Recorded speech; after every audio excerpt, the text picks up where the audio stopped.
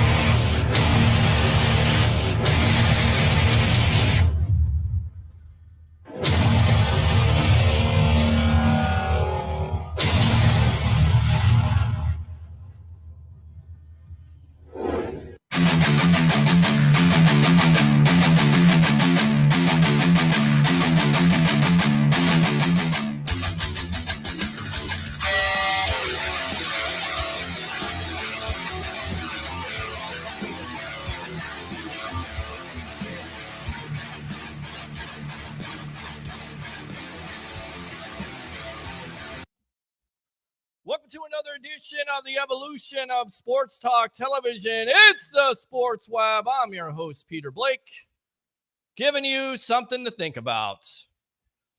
Wow. It was just Thanksgiving, wasn't it?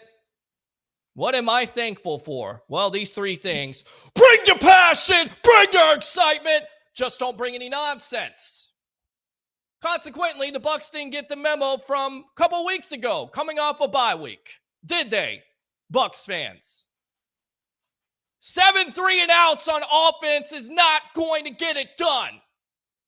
Tom Brady, Mike Evans, Chris Godwin, Rashard White, Julio Jones. It should be better than this by now.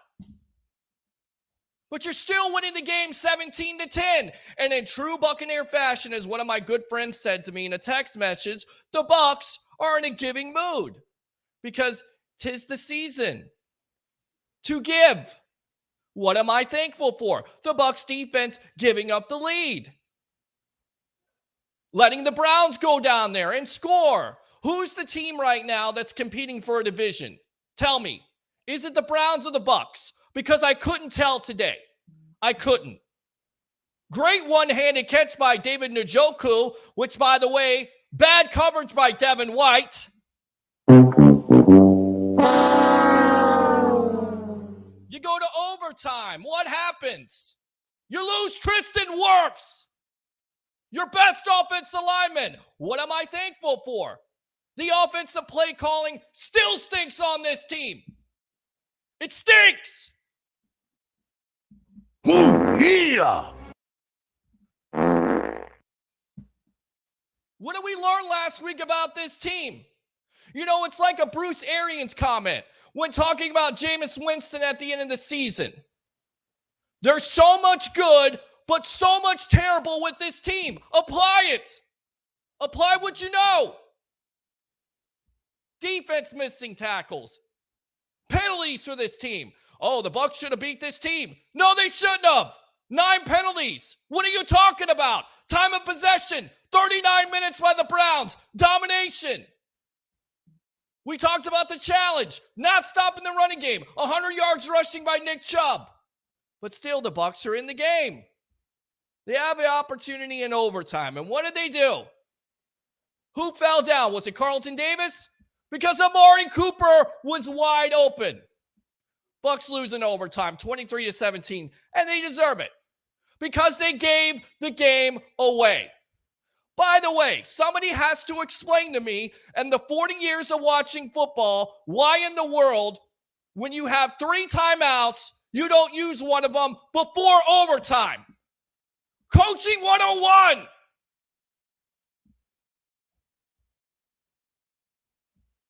I don't get it.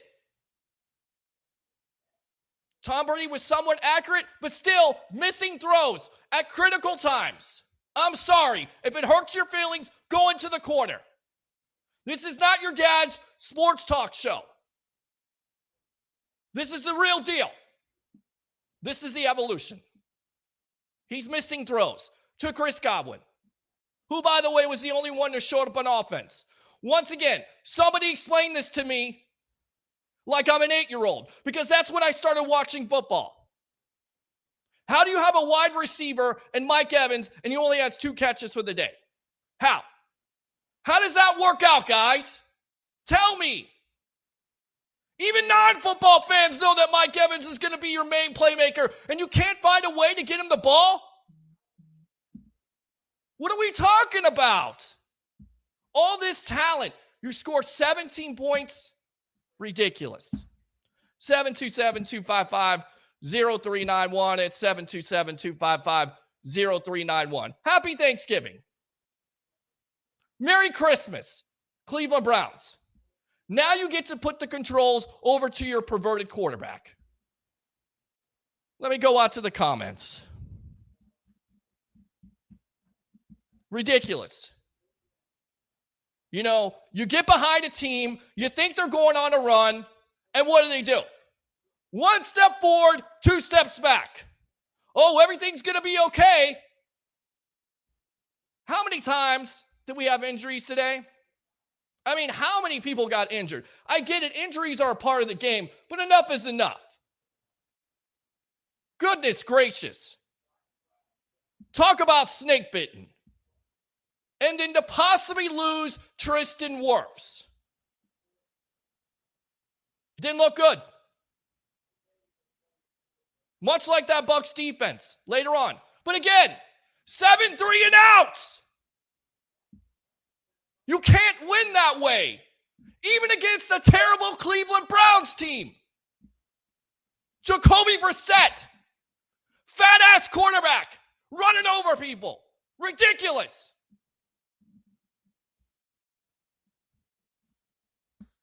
All right, Michael says, geez, that was painful. Yeah, it was painful. It was absolutely painful. It's painful almost every week. People say, well, BA's not on this team anymore. The Bucs are going to be better. Really? With this offense? And all these weapons, we know what kind of team they are. The urgency comes back. Oh, we got to get urgent. Let's get out to the phone lines. I'll hold off on the comments. Bring your passion today. You want to troll me, I'll troll you back. You want real sports talk television? You got it. Alex, welcome to the Evolution. Bucs fall. Go for it. All right, Pete. I know we're all going to sit here and blame, everybody, but I will say one thing. I'm not going to be long here today. I'm just going to be super quick. Be as long as you want to. My blame is on one person and one person alone, Todd Bowles. Sometimes we have to realize it simply comes down to a field goal. When you say just now in the press conference, when asked by someone in the audience literally just now, in the past 5 minutes, he just asked, so what would you think about that, that time? Apparently he didn't learn what happened on that game-winning drive of, a couple weeks back. He said that did not matter. The time was going to run out anyway. That is our problem. He's playing too conservative. He's sitting back. He has no idea what the hell is going on. The defense is falling off. Here we go again. Another week you're throwing. You got 4th and 10. All you have to now. Granted, that was a raw one-handed catch that he made there. Great catch. The game. It was a great catch, but it shouldn't get to that. It shouldn't get to that point. It shouldn't get to that point. No. But regardless, is we got to that point. We got to the point that Tom Brady was only 20 yards away from getting in field goal range to kick the game-winning field goal. You let over 20 seconds drain down. Yep. Sometimes it comes down to that. Yep. Granted, yes, the offense didn't play. Yes, I mean the offense didn't play the best. The defense didn't play the best. We gave up what we gave up to get to that point. But regardless, just 2 weeks ago, we scored a game-winning drive with less than 40 seconds left on the 25-yard line. No problem with Brady. Todd Bowles has to take the blame here. He just sat there in that press conference and blamed everybody he could but himself. You got to take responsibility. That's the problem with this team, Alex. It's been accountability all year long. And Brady has talked about it, how the effort is not there. The effort has to be better than this. I am going to say this too. I'm not going to sugarcoat shit. Tom Brady's looking like shit. He's overthrown, underthrown, overthrown, underthrown. He's looking like shit. You still got even Mike Evans. I'm sorry. I know we all love Mike Evans. I love the guy, but just today, he just looked like the effort wasn't there today. I've seen a lack of offense, and like I said, we can sit here and blame all day. Donovan Smith giving up a crucial penalty. Yep. It's sloppy everywhere. We can sit here and blame whoever we want, but at the end of the day, I'm sitting there on that sideline watching Bowles sitting there like not even giving a shit, like he has got no idea what's going on. Sometimes it comes down to a simple timeout. You literally wasted 20 seconds. You were only 20 yards away from a field goal, game-winning field goal. Yep. And sometimes I don't know. I don't have any answers. I know a lot of Bucs fans are frustrated. I get it. I'm with you. This team should easily have 7 or 8 wins right now, but now we are below 500 again. Yep. It's embarrassing. It's absolutely embarrassing to have the kind of roster that we have, and we are playing this conservative and this sloppy. It's embarrassing. I agree. All right, good stuff. Let Alex use that second call. Definitely thanks for the call. Appreciate you. Let me go out to Zach from Palm Harbor. Zach, welcome to the Evolution as the Tampa Bay Buccaneers fall to the Browns 23-17. Go. Yes, how you doing, Pete? Hey, I'm driving right now, so sorry if it's loud in the background, but that game's on Tom Brady. Come on. Yeah, I mean, 29 for 43. He's mostly accurate in the game, but you're missing throws constantly, and I get it because of the offensive play calling, because you decide once again to go back to your old tricks and not run the ball. I don't understand it. This team needs to run the ball because their wide receivers are not consistent enough, or their offensive play calling is not good enough to get these playmakers the ball. That's what it comes down to. And when you become a balanced offense, that's when you become better. We saw that against Seattle. We didn't see it against the Browns today. And I don't understand the clock management. You want to be a head coach in the National Football League, you've got to call timeouts and make those decisions. If not, get out. You're fired. Yeah, I agree. I mean, it just goes to show, like, you got to make the key throws in the right time. You know, like when it comes down to the wire, you got to make those key throws. And Brady just wasn't on it tonight. You know, nope, it wasn't his day. Nope, it wasn't the offense's day. It wasn't the defense's day. And it wasn't nobody's day. It's complimentary. No. It's all equally worthless at the end of the day, unless you win. I don't care if you win the game ugly, but to give it up in the fourth quarter, if you're calling yourself a top-notch defense, injury or not, you've got to play better than that. You've got to close teams out. Offensively, defensively, and special teams. Oh, by the way, Jalen Darden, I got the comparison for you of who you remind me of. The woman from I've fallen and I can't get up, because every time you get the ball, you fall on the ground and there's nobody in front of you. Yeah.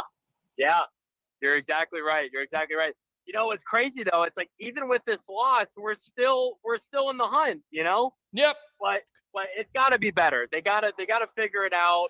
And they just gotta execute. You know, it comes to execution. Everybody's got to play a little bit better, and they'll get the results that they're looking for. But just against the Browns, though, I mean, it's like, come on. It's like, as a Bucs fan, it's up and down, and we're tired of it. You gotta be more consistent, And this team, Zach, this year has not been consistent. As I talked about, it goes back to Bruce Arians' comments. What Jameis Winston a couple of years ago. So much great with this team, but so much terrible. Penalties, time of possession, not able to stop the run game. Just so many things. It's just over and over again. It's like Groundhog Day talking about this team, and you think they're starting to come out of it. And maybe it is what it is. Maybe they just are what they are, just an average to mediocre team. Zach, I got to run. Use that second call if you want to, my friend. Thanks a lot for calling the Evolution, all right? You're welcome. Let me go back out to the Evolution. What's your name? Where are you calling from? Welcome to the Sports Web. Hey, Peter, it's Jeff calling from Tampa. What's going on? Give me your thoughts. It's just agonizing, man. The season is just agonizing. It is. We have too much talent. Yep. I know we lost some guys. I know Gronk's not there, but it's like, I'm tired of the excuses, man. And these games are just showing us how outcoached we are. Yep. And driving me nuts, man. I mean, look, Bowles and Leftwich, I'm sure they're cool guys, nice guys, but I'm like, I don't think their football IQ. I mean, I don't understand the timeout management there. I mean, how can you sit there and say that you got football IQ when you have that many amount of seconds on the clock? You have 3 timeouts and you waste all that time. And even Jonathan Vilma, which, by the way, I'll get into him in a moment with his dumbass commentary, because nobody gives a damn, Jonathan Vilma. The Bucs go for 4th and 1 and you don't like it, and then they accomplish it, and then you go back to it after they kick a field goal. It makes no sense, Vilma. But with that being said, he mentioned it. You waste all that time, not call any timeouts, and you put your offense in a precarious, Leo word, situation. Exactly. And I just can't. I mean, I don't know where our killer instinct is. I don't know why we can't close out games. I mean, 1-2 years ago, we're blowing that team out, and we have our mistakes, but we're looking good. We're looking consistent. We bounce back. Mike Evans, I know Brady had some off throws today. Evans doesn't even look like he's going for the ball half the time, though. I don't know what that was all about. I don't know. Maybe he's injured. I don't know. But, K. Daughton was nowhere to be found today. I don't understand that. He was getting Mike Evans, nowhere to be found, even though he goes over 10,000 yards. Congratulations to Mike. How about them Bucs, baby? Besides that, I don't know how you don't find one of your best receivers. Chris Godwin had a great day. Looks like he's healthy, but yet again, no Mike Evans. I just don't understand the offensive play calling or what they're trying to do at the end of the day. I don't. There's no identity. The identity of this team today was 3 and out. 3 and out, 3 and out, 3 and out, 3 and out. 7 times. 7 times, 3 and out. Yep. And I mean, especially some of the field position. Yeah, I know. I mean, Darden making some of those, fair catches. Yeah.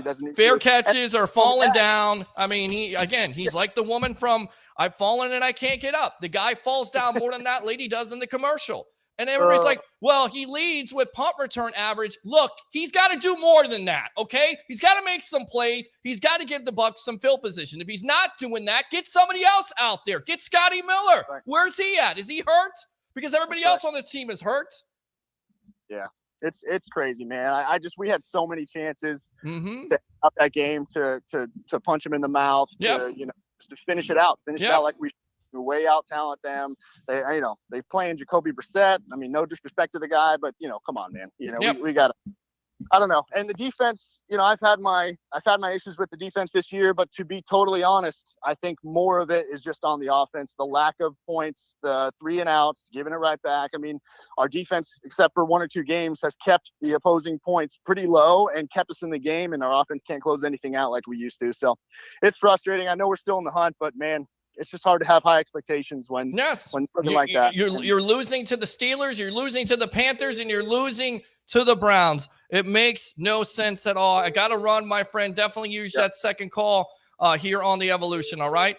Thanks, Pete. Appreciate it, brother. Yeah, appreciate you. All right, Ron, I tell you what, hold on here. Let me go out to my guy, my co-host here, patiently waiting. Let's get him on.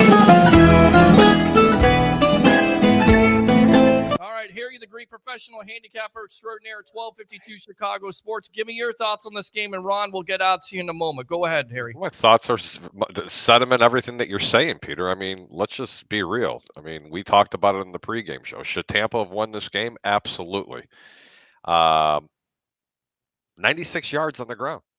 Yeah. 96 yards on the ground. But they did run 20 times.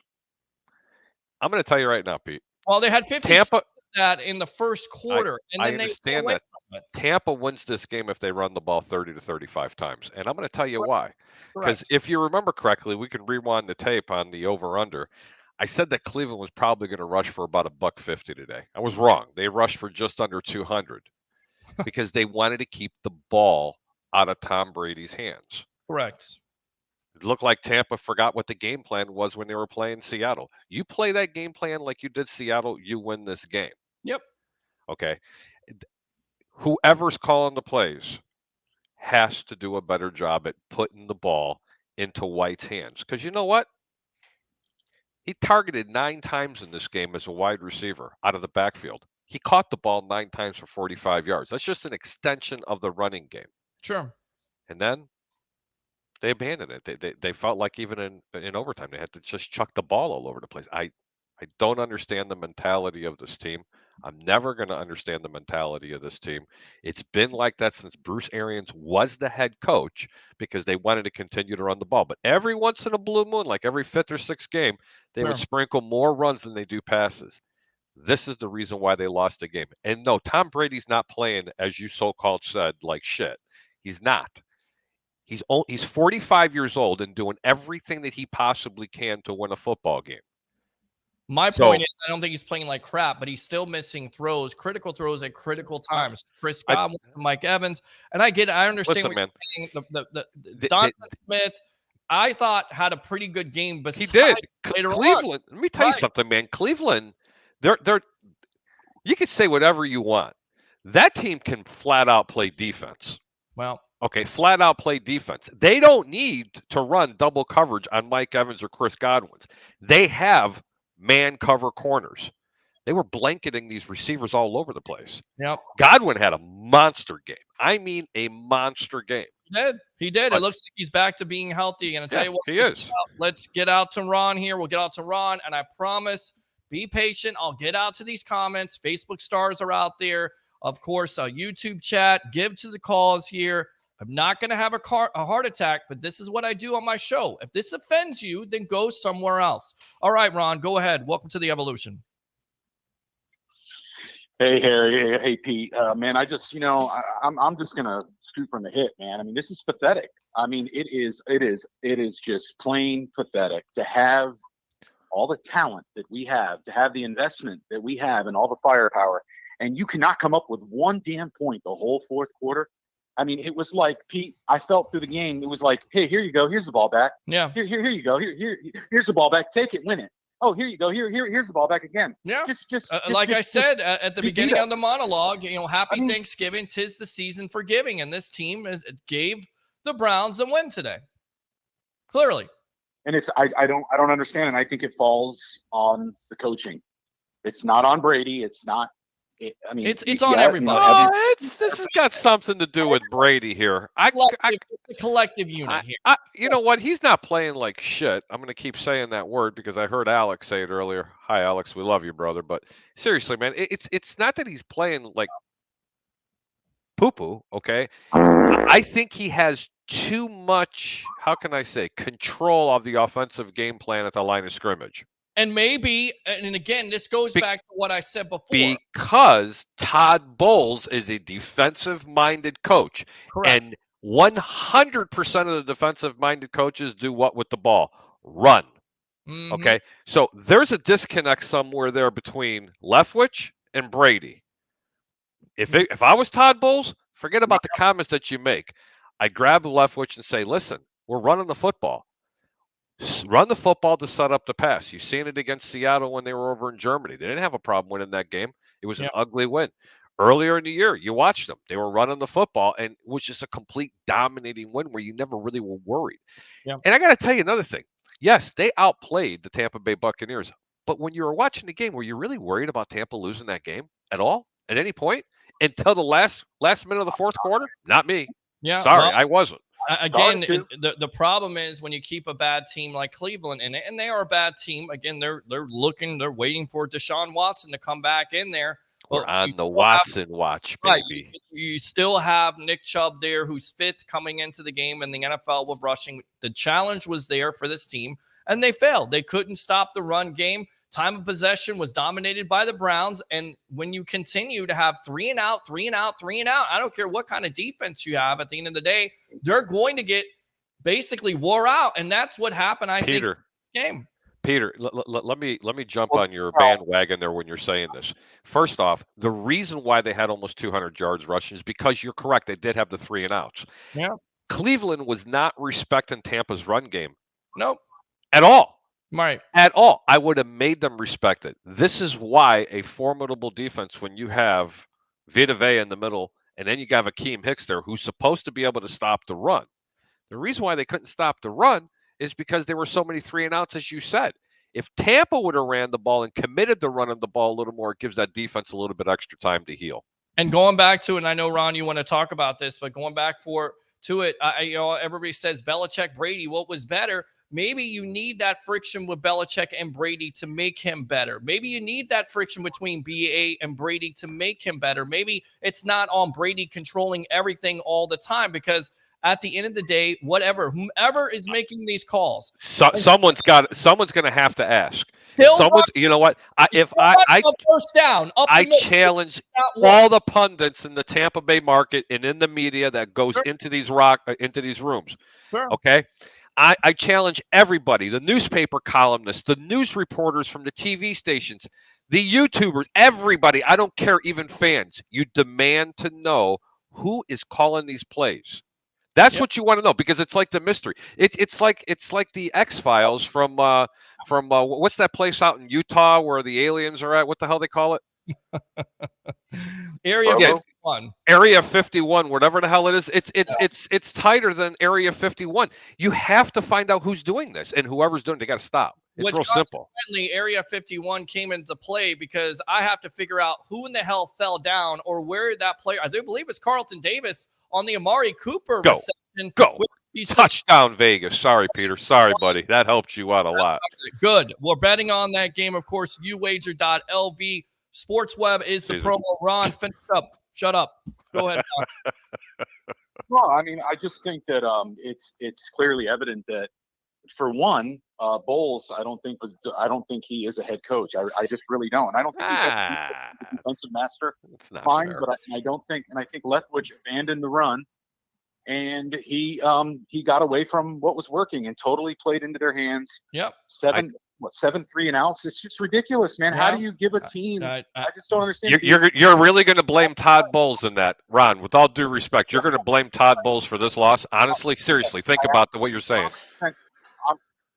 I'm going to blame him and Leftwich because he is not a head coach. He's a defensive coach.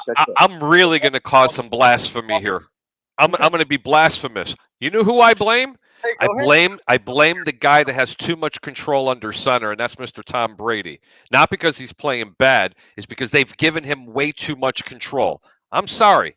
Maybe this is where Bruce Arians differed from the rest of the coaches that he's ever played under, such as, okay, hold on, because let me tell you something.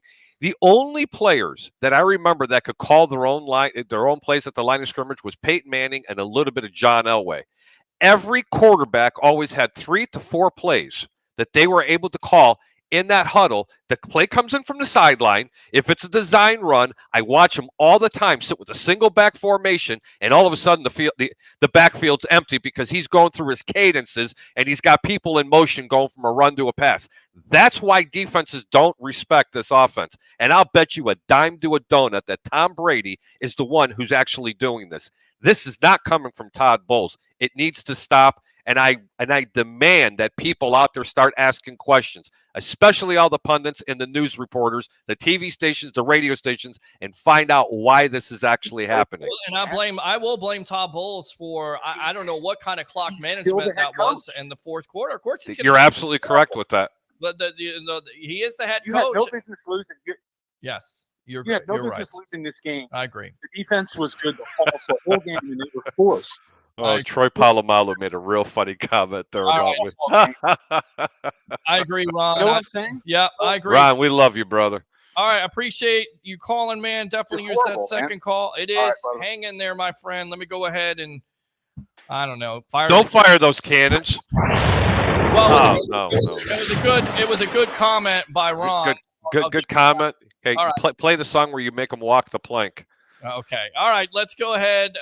First, not Troy says Roger Shue. David Moser, I thought we have Brady. He wasn't supposed to have this kind of season. Troy Polamalu says first. David says, and with so many losses, hardly anybody's blaming the quarterback. Well, you're watching the wrong show because I have blamed the quarterback, and there have been instances during this show where I have blamed the quarterback and said he's not playing up to snuff.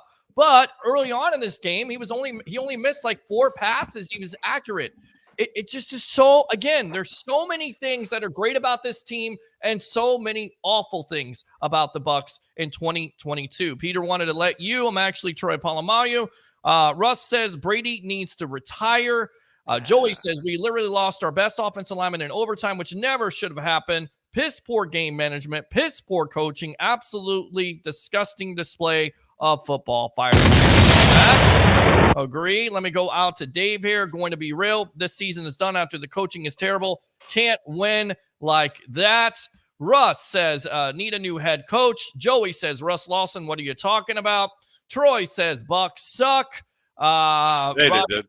Great Bucs loss. I love it. Won my bet with the Bucs loss. And by the way, just for you, buddy, because you want to push it in there and you want to continue to pick at that little scab. Your Bears lost today. Now, how about that? Oh, whoa. Yeah. Yeah. Whoa. Oh, yeah. Now you're hurting my feelings. Oh, well, sorry. Go to the corners. Go to the corner there, Daffodil. I don't think you need to retire. He needs to practice more than 1 day a week. Troy Polamalu, fire Bowles, fire Sandwich. Joey Deeb, disgusting. Ben, prayer for Wirfs is okay because that was not a good scene at the end of the day. And we said it best. For me, at the end of the day with this team, when they really lost the season last year, it was not when necessarily Chris Godwin went out. That didn't help. Antonio Brown goes out. That didn't help. When you lose your best offensive lineman and Tristan Wirfs, hopefully it's not a serious injury, but they wouldn't even replay it. He couldn't even put any power on it at all. Your thoughts on this possible injury that could completely wreck the season? Well, number one, whenever you get taken off in a cart, I don't remember the last time I seen anybody getting taken out on a cart that actually came back that year. I'm sorry, it just doesn't happen. But Pete, I want to circle back to what I was talking about with Tom Brady. Again, that's just my opinion. I'm going to ask you hypothetically, if Tom Brady does have too much control on that offensive line, because everybody's been speculating, is it Brady? Was it Arians? Was it him? Was it the guy sitting in the stands? I mean, was it the ref? Who knows? But if it is Brady, how do you control that? Are you afraid at that point to take the reins away from him and say, hey, look, man, are you afraid? Yes, this is the reason why you got to have a BA, because you got to have that friction. You've got to have those different type of conversations, if you will. You've got to have somebody that Sorry, little brother. Sorry, little interruption. Go ahead. Your LA Raiders have now just intercepted them past midfield. There's 8 minutes to go. Vegas Raiders are winning 14-13. This has nothing to do with the Buccaneers. This purely has to do with the Greeks in Pete's pocket. Yes, that's it. It's absolutely right. And let me put this banner up there in case you don't know. A new sponsor of the show, uwager.lv, promo code SportsWeb. If you're going to wager, uwager.lv, promo code SportsWeb. Once again, support the show. Would you shut up and be quiet? So my question is this. If it is, and he does have too much control, yes. First off, does anybody in this organization have the power to make him stop doing it as much? No. And let me explain something to you. Is this the reason why Bruce Arians isn't the head coach of this football team?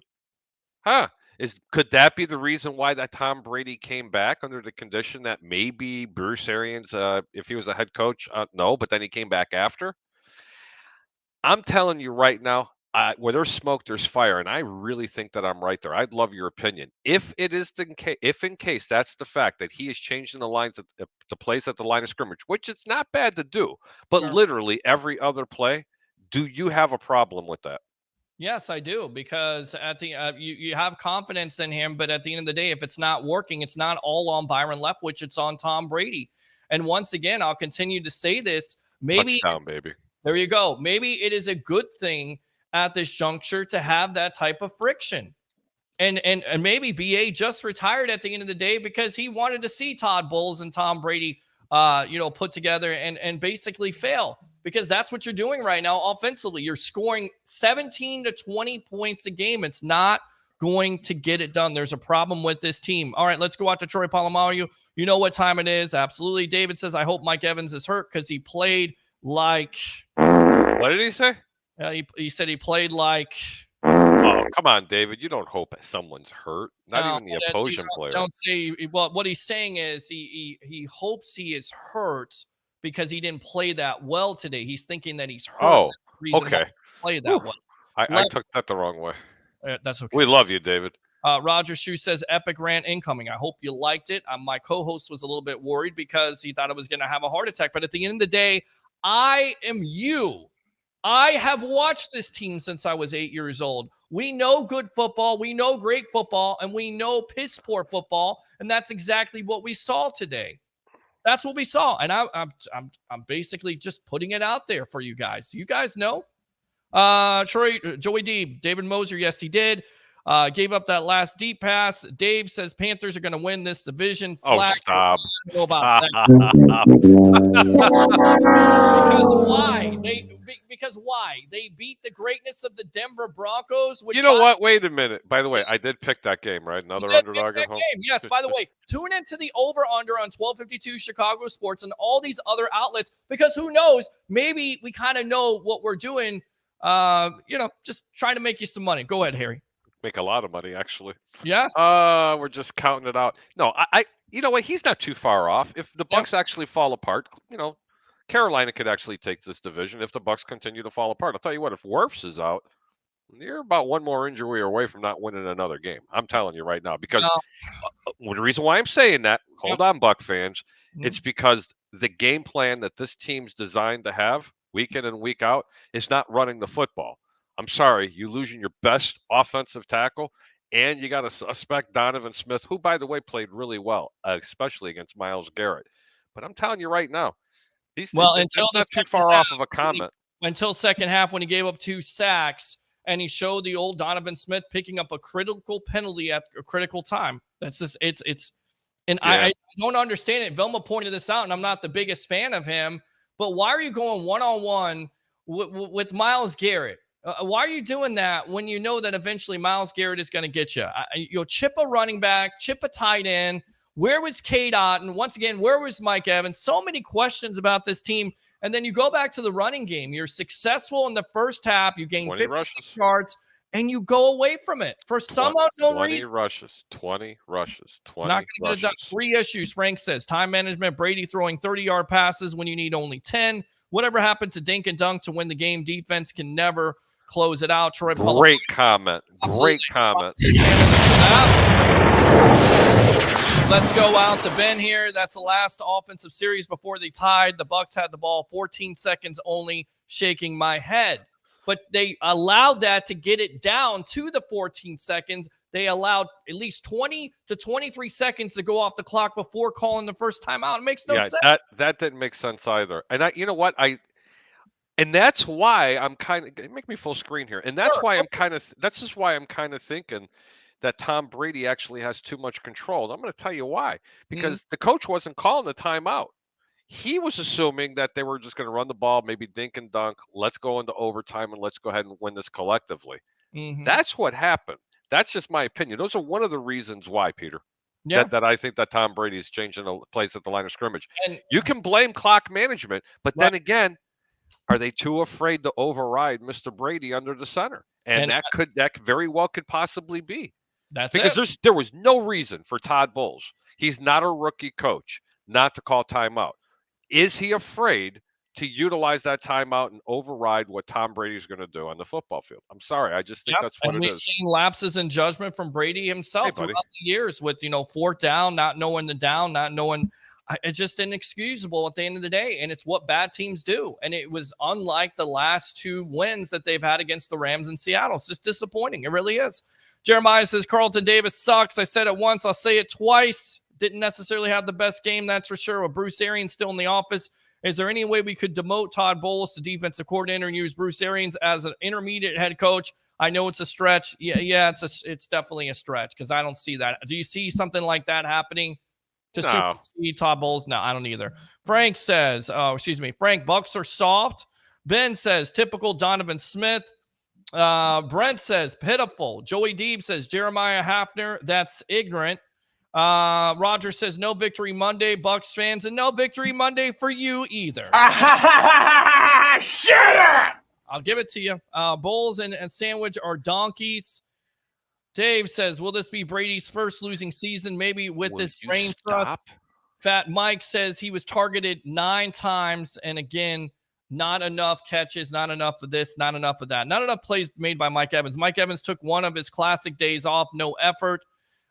We need to bring back Gronk. Doesn't look like that's going to happen while we suck, but go Browns. Bowles is a one-dimensional coach. Ben says, Browns wanted it more, shaking my head. Frank says, Byron has no creativity and shows in most of his game plans. What did you think of the play calling today? Because once again, continuing to run the ball on first down, doing things over and over again. I went back to can't win. I just can't win here. I guess you can't. I mean, really, I guess it's bath time for the Greek. Yeah. I mean, I just don't understand. Please, that really hurts with his nails. Well, see, here's the thing. Animals understand this because we're hooting and hollering and yelling and ranting about the team losing. And a pet just kind of puts you in perspective, doesn't it? Yeah, it does. It really does. Because honestly, Peter, you and I have had this conversation before. Over and over again. It's like Groundhog Day. Look at this. Yep. Repeat after me. Humans are my least favorite animals. Okay. All right. It's good stuff there. So, again, play calling. Byron Leftwich. We don't know if it's Brady or not, but let's just say it was Byron Leftwich. Play calling, once again, not getting it done. No. Okay. I don't know what the situation. Listen, man, I don't know what came first, the chicken or the egg, but I'm really, really sincerely tired of trying to guess what it is. We've been trying to do this since the year they won the Super Bowl. It just seems like there's so much noise around this team. Unlike that Super Bowl year, I get it. Brady was coming in, you had all this and that, but there seems like there's so much noise and it has not quieted down. Last year, it wasn't that with the Brown thing and the vaccination card, but so much more distraction, whether it's the Brady divorce, whether it's injuries, whether it's coaching changes, this, that, the other thing. You got to admit, at the end of the day, if you're not able to beat the Browns and the Panthers and the Steelers, do you really belong in that playoff conversation? And most likely, they're going to make the playoffs because this division is terrible. But to sustain it, to get past the first round, the way you're playing right now, it's not going to happen. You can't. I said this could be the only division of football that a sub-500 team makes the playoffs. Yeah. Wow. And by the way, the Seattle Seahawks just scored a touchdown and an extra point, but the Raiders are still winning 21-20. And by the way, how much money do we have on that game? Just throw it out there. I don't do that over the air.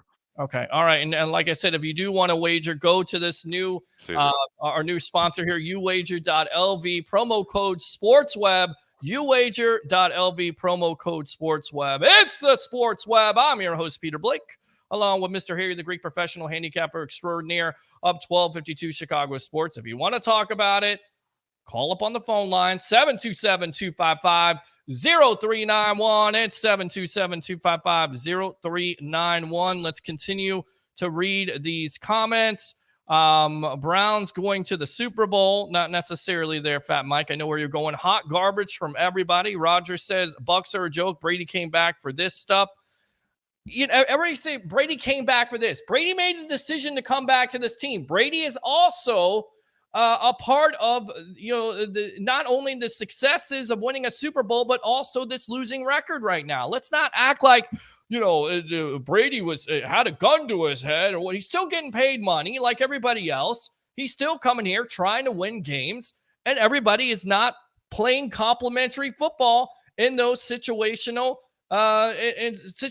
instances for this team. They have failed once again. Third down, 3 for 12 on third down conversions. Not going to get it done. And they have struggled in the red zone. Why? Because you continue to shoot yourself in the foot with critical penalties. It's just over and over again. It's very troublesome, Peter. I just don't understand it. It's not the penalties. I want to keep circling back. People need to find out who's calling these plays. And if someone's calling the plays and he's changing it at the line of scrimmage, literally every time you're going up there in the line of scrimmage, it has to stop. Yeah. But who has the balls? Who has the sack to make it stop? Right. I'm telling you right now, not one of them do. No, they don't. They don't. And then that's the point. That's the problem. There's no accountability on this team. All right, let me go out to Mr. Roger Shue here. Acknowledge me. I know you want to gloat, so go ahead and gloat. Let's acknowledge the fact that the Bears lost again. Welcome to the evolution. Go. Let's acknowledge that we all knew that was going to happen. Oh, we knew that they're going to lose. Of course. It's okay for you to say you're going to lose. Not in the first quarter. In the first quarter, I was like, oh, my God, they were starting to play. What kind of mentality is that, Webheads? A guy calls my show and goes, we knew we were going to lose. Really? You're going to know you're going to lose? Really? Yes, Come on, really. man. Come on, man. Oh, no. Really? We suck again. Go ahead, Rob. That's Roger Shue. Leave him He's alone. tribal troll. I'm going to go after him. Go ahead. First of all, Go, loser.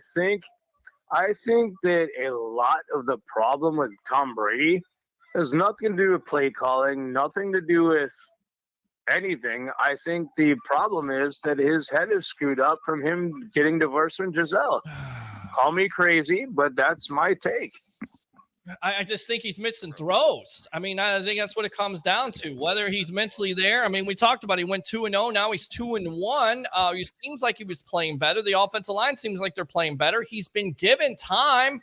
One of those sacks today, it looked like he could have threw the ball to Chris Godwin, and he holds on to it instead of throwing the ball to the dirt or throwing the ball out of bounds. Instead, it's 3rd and 18. Those are the type of plays that Brady usually makes. And those are the type of plays he's not making this year. That kills the team, because once you get down to 3rd and 18, that his mind is screwed up from getting his divorce. I don't necessarily think it's just that. I think it's also, there comes a time when you got to stop blaming that. Yes. Let me tell you something.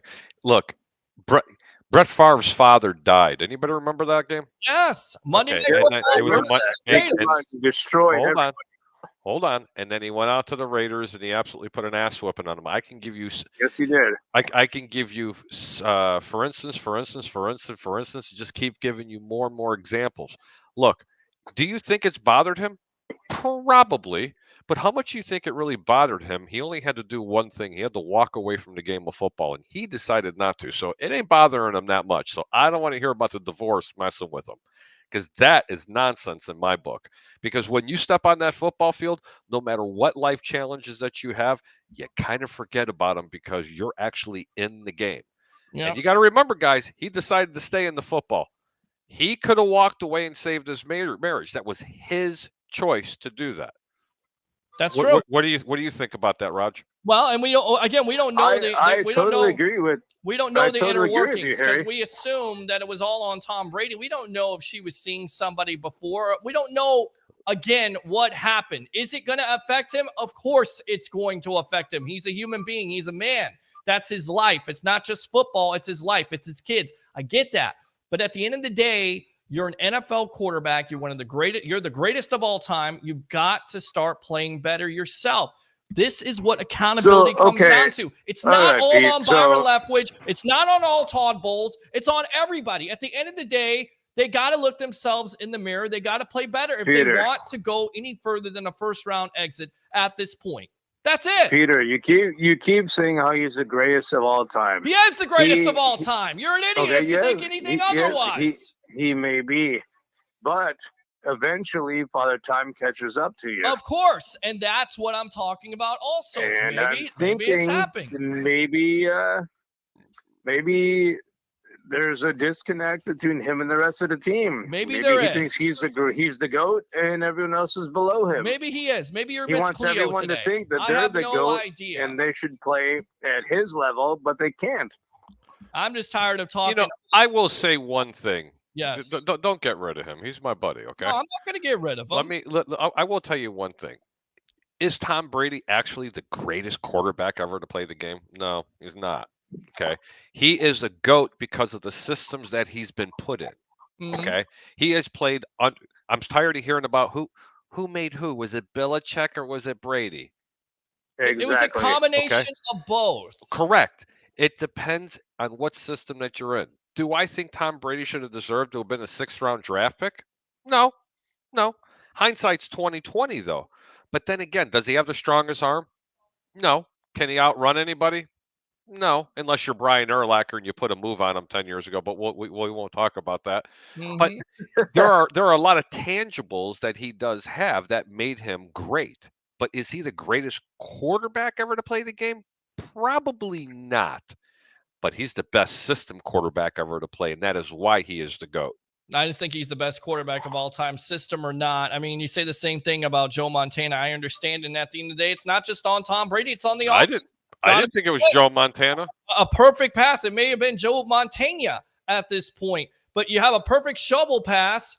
You get a first down, and what happens? Donovan Smith picks up a critical penalty, which nullifies it. Maybe we're not talking about it, but at the end of the day, that's the type of team this team is this year, and that's the disappointing factor. One of the most accurate passers I had ever seen, had the quickest release of all time. Who am I thinking of?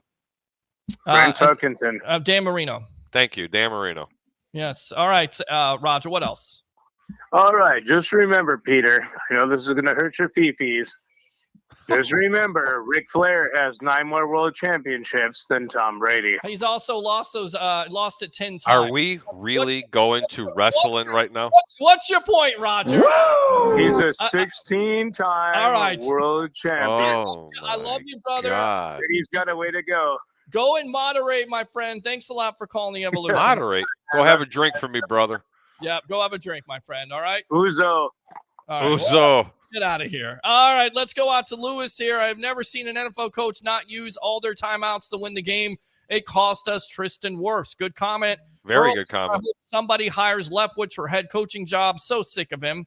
Jeremiah says 4 people got injured. Absolutely injuries all day long, including Tristan Wirfs, Antoine Winfield Jr., who went out with a possible, getting looked at for concussion, return to the game, a big part of it. Jamel Dean banged up. Carlton Davis. Love the next comment. Sean Murphy.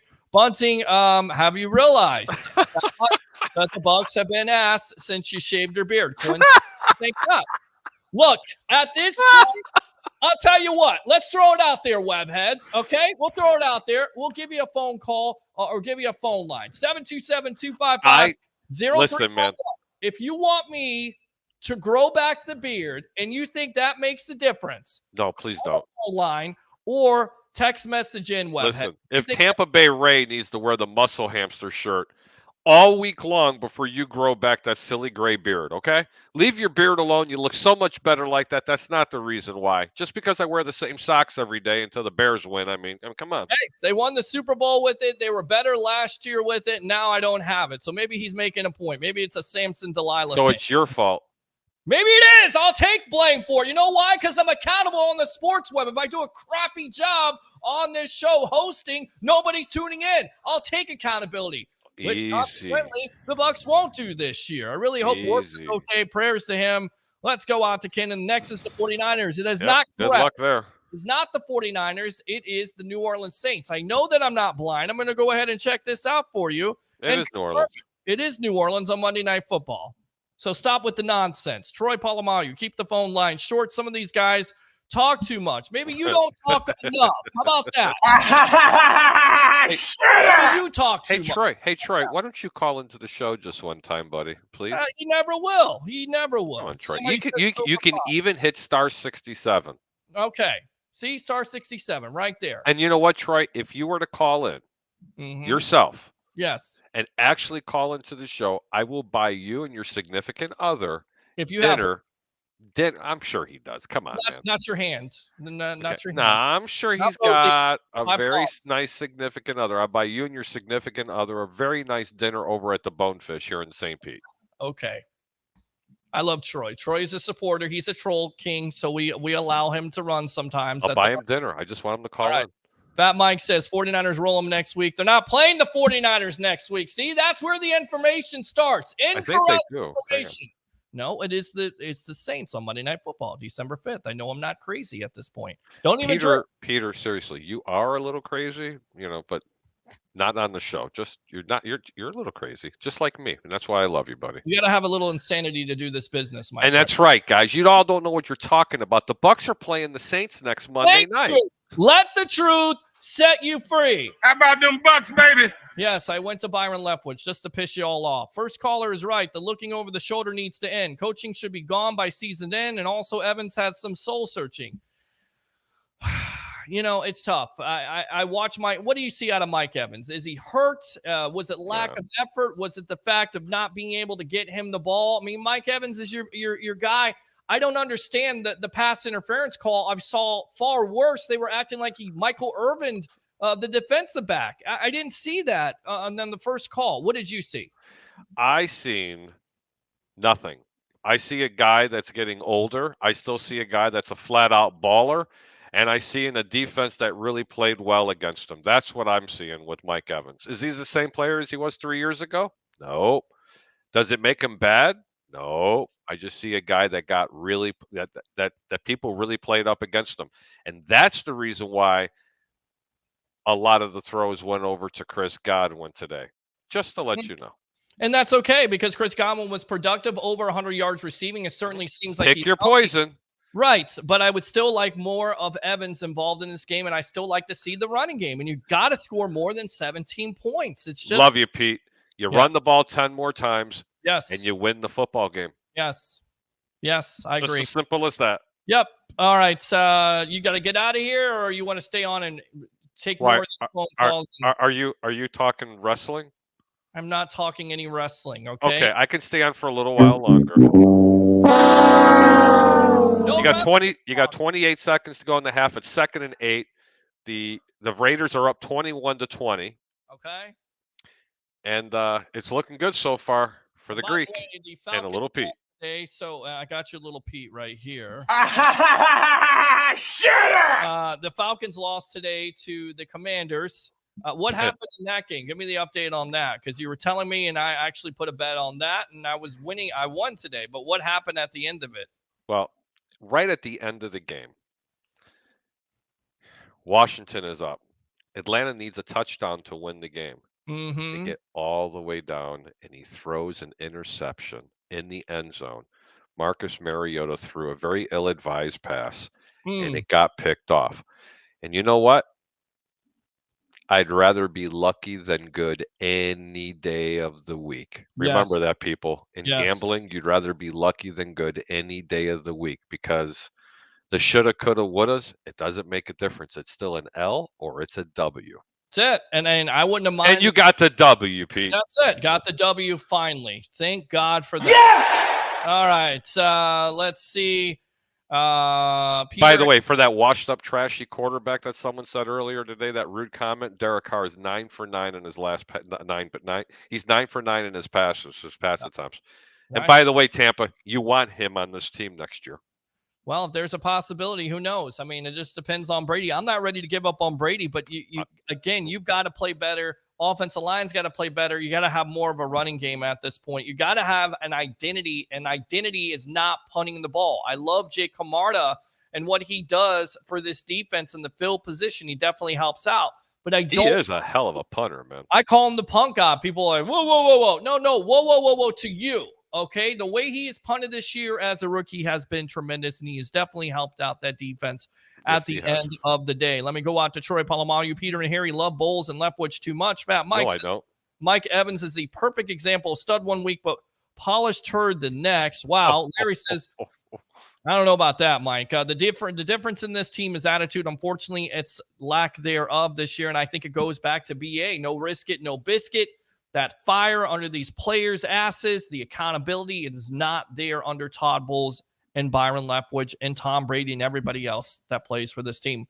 I was on board with Bowles, but now I'm not. He's just as much of a problem. He's not a head coach. He's just a defensive coordinator. And even saying that, to be fair, your defense has to step up in that last drive to stop. And David Njoku, I mean, tired, man. I get it.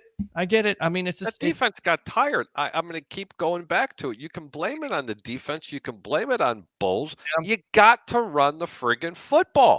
You just have to. You cannot. You can't make it a track meet. This game was so set up for Tampa to win, and you heard me say it on the over/under. Cleveland's going to put up 150 yards on the ground. The way to beat this Cleveland team is to punch them in the mouth and go at them and make them respect your run game. And I said they're probably not going to do that because they're going to be stubborn. And they still almost won the football game. Yes. You run the football, you win the game against the Cleveland Browns. The end. All right, I tell you what, let's go ahead and take a commercial break really quick. When we come back, we'll talk more about this Bucs loss versus the Cleveland Browns to fall to 5-6 in overtime, 23-17. Keep it locked. uwager.lv, sportsbook, and casino. Sign up today at uwager.lv, the premier online sportsbook, taking wagers since 1998. The most player-friendly lines, weekly juice specials, and a true dime line in MLB. Unique casino platforms with thousands of games. Play poker, high stakes, low stakes, or tournament play. uwager.lv, what we offer. Free same-day payouts. Customer service and wagering support, 24/7, year-round. Free monthly rebates on your action and daily casino rebates. Contests, free bets, best bonuses, and giveaways. Generous referral program. Get an 80% free play bonus on your first deposit, up to $1,000. Sign up today, and use promo code SPORTSWEB. Remember, you can't win if you don't play. All right, you can't win if you don't play. Welcome back to the evolution of Sports Talk Television. It's the Sports Web Live here with Harry, the Greek professional handicapper extraordinaire. Once again, uwager.lv, promo code SportsWeb if you're looking to wager on tonight's game or Monday night's game. Of course, go back and watch the over-under for all those picks here at your disposal. All right, let's see. So we'll read this comment here. He's just a defensive coordinator. Michael says, and I'm going to read this comment from him because he sent 50 stars. Grow out the beard. Here's some stars to grow it out till season's ends. Challenge.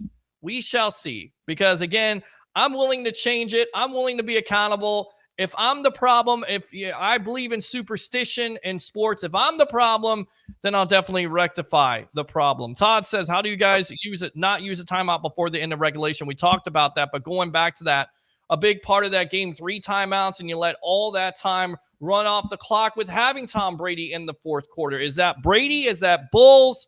Who is that?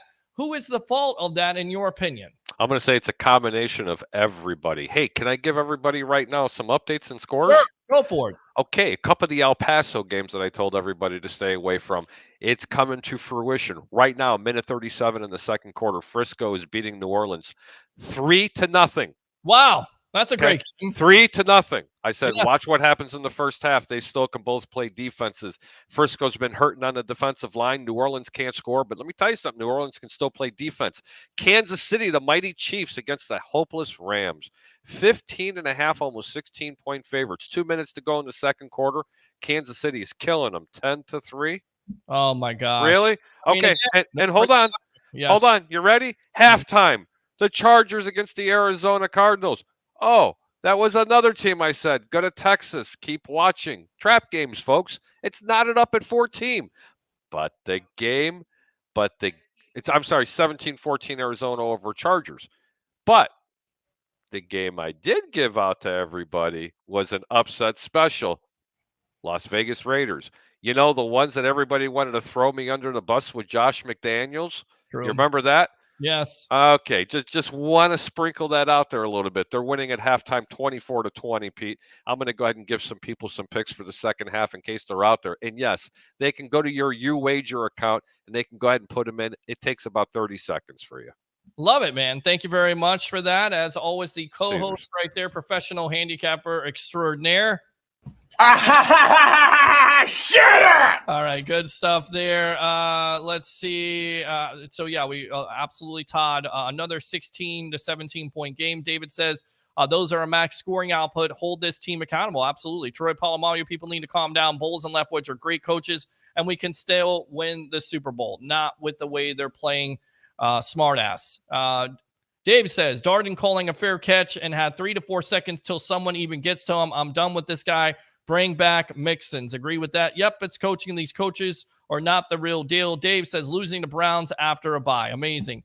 Vilma is dumb. I'm telling you right now. And again, I went back to this and I was losing my mind because the Bucs go for it. They finally go with the quarterback sneak, which, by the way, actually worked. He doesn't agree with the decision during the game. Okay, understand that. There's a reason why you're not a coach. You're an analyst in the first place, because if you were a coach, you would be a dumbass at that point. But then to prove your point, you continue to go on this rant or go on this diatribe. Well, I didn't agree with them going for fourth down. What are you talking about? They kicked a field goal. Jonathan Vilma, still living in the past. Of course, a Miami Hurricane. The U is not back. Your thoughts on Jonathan Vilma as an analyst? I say this. Go.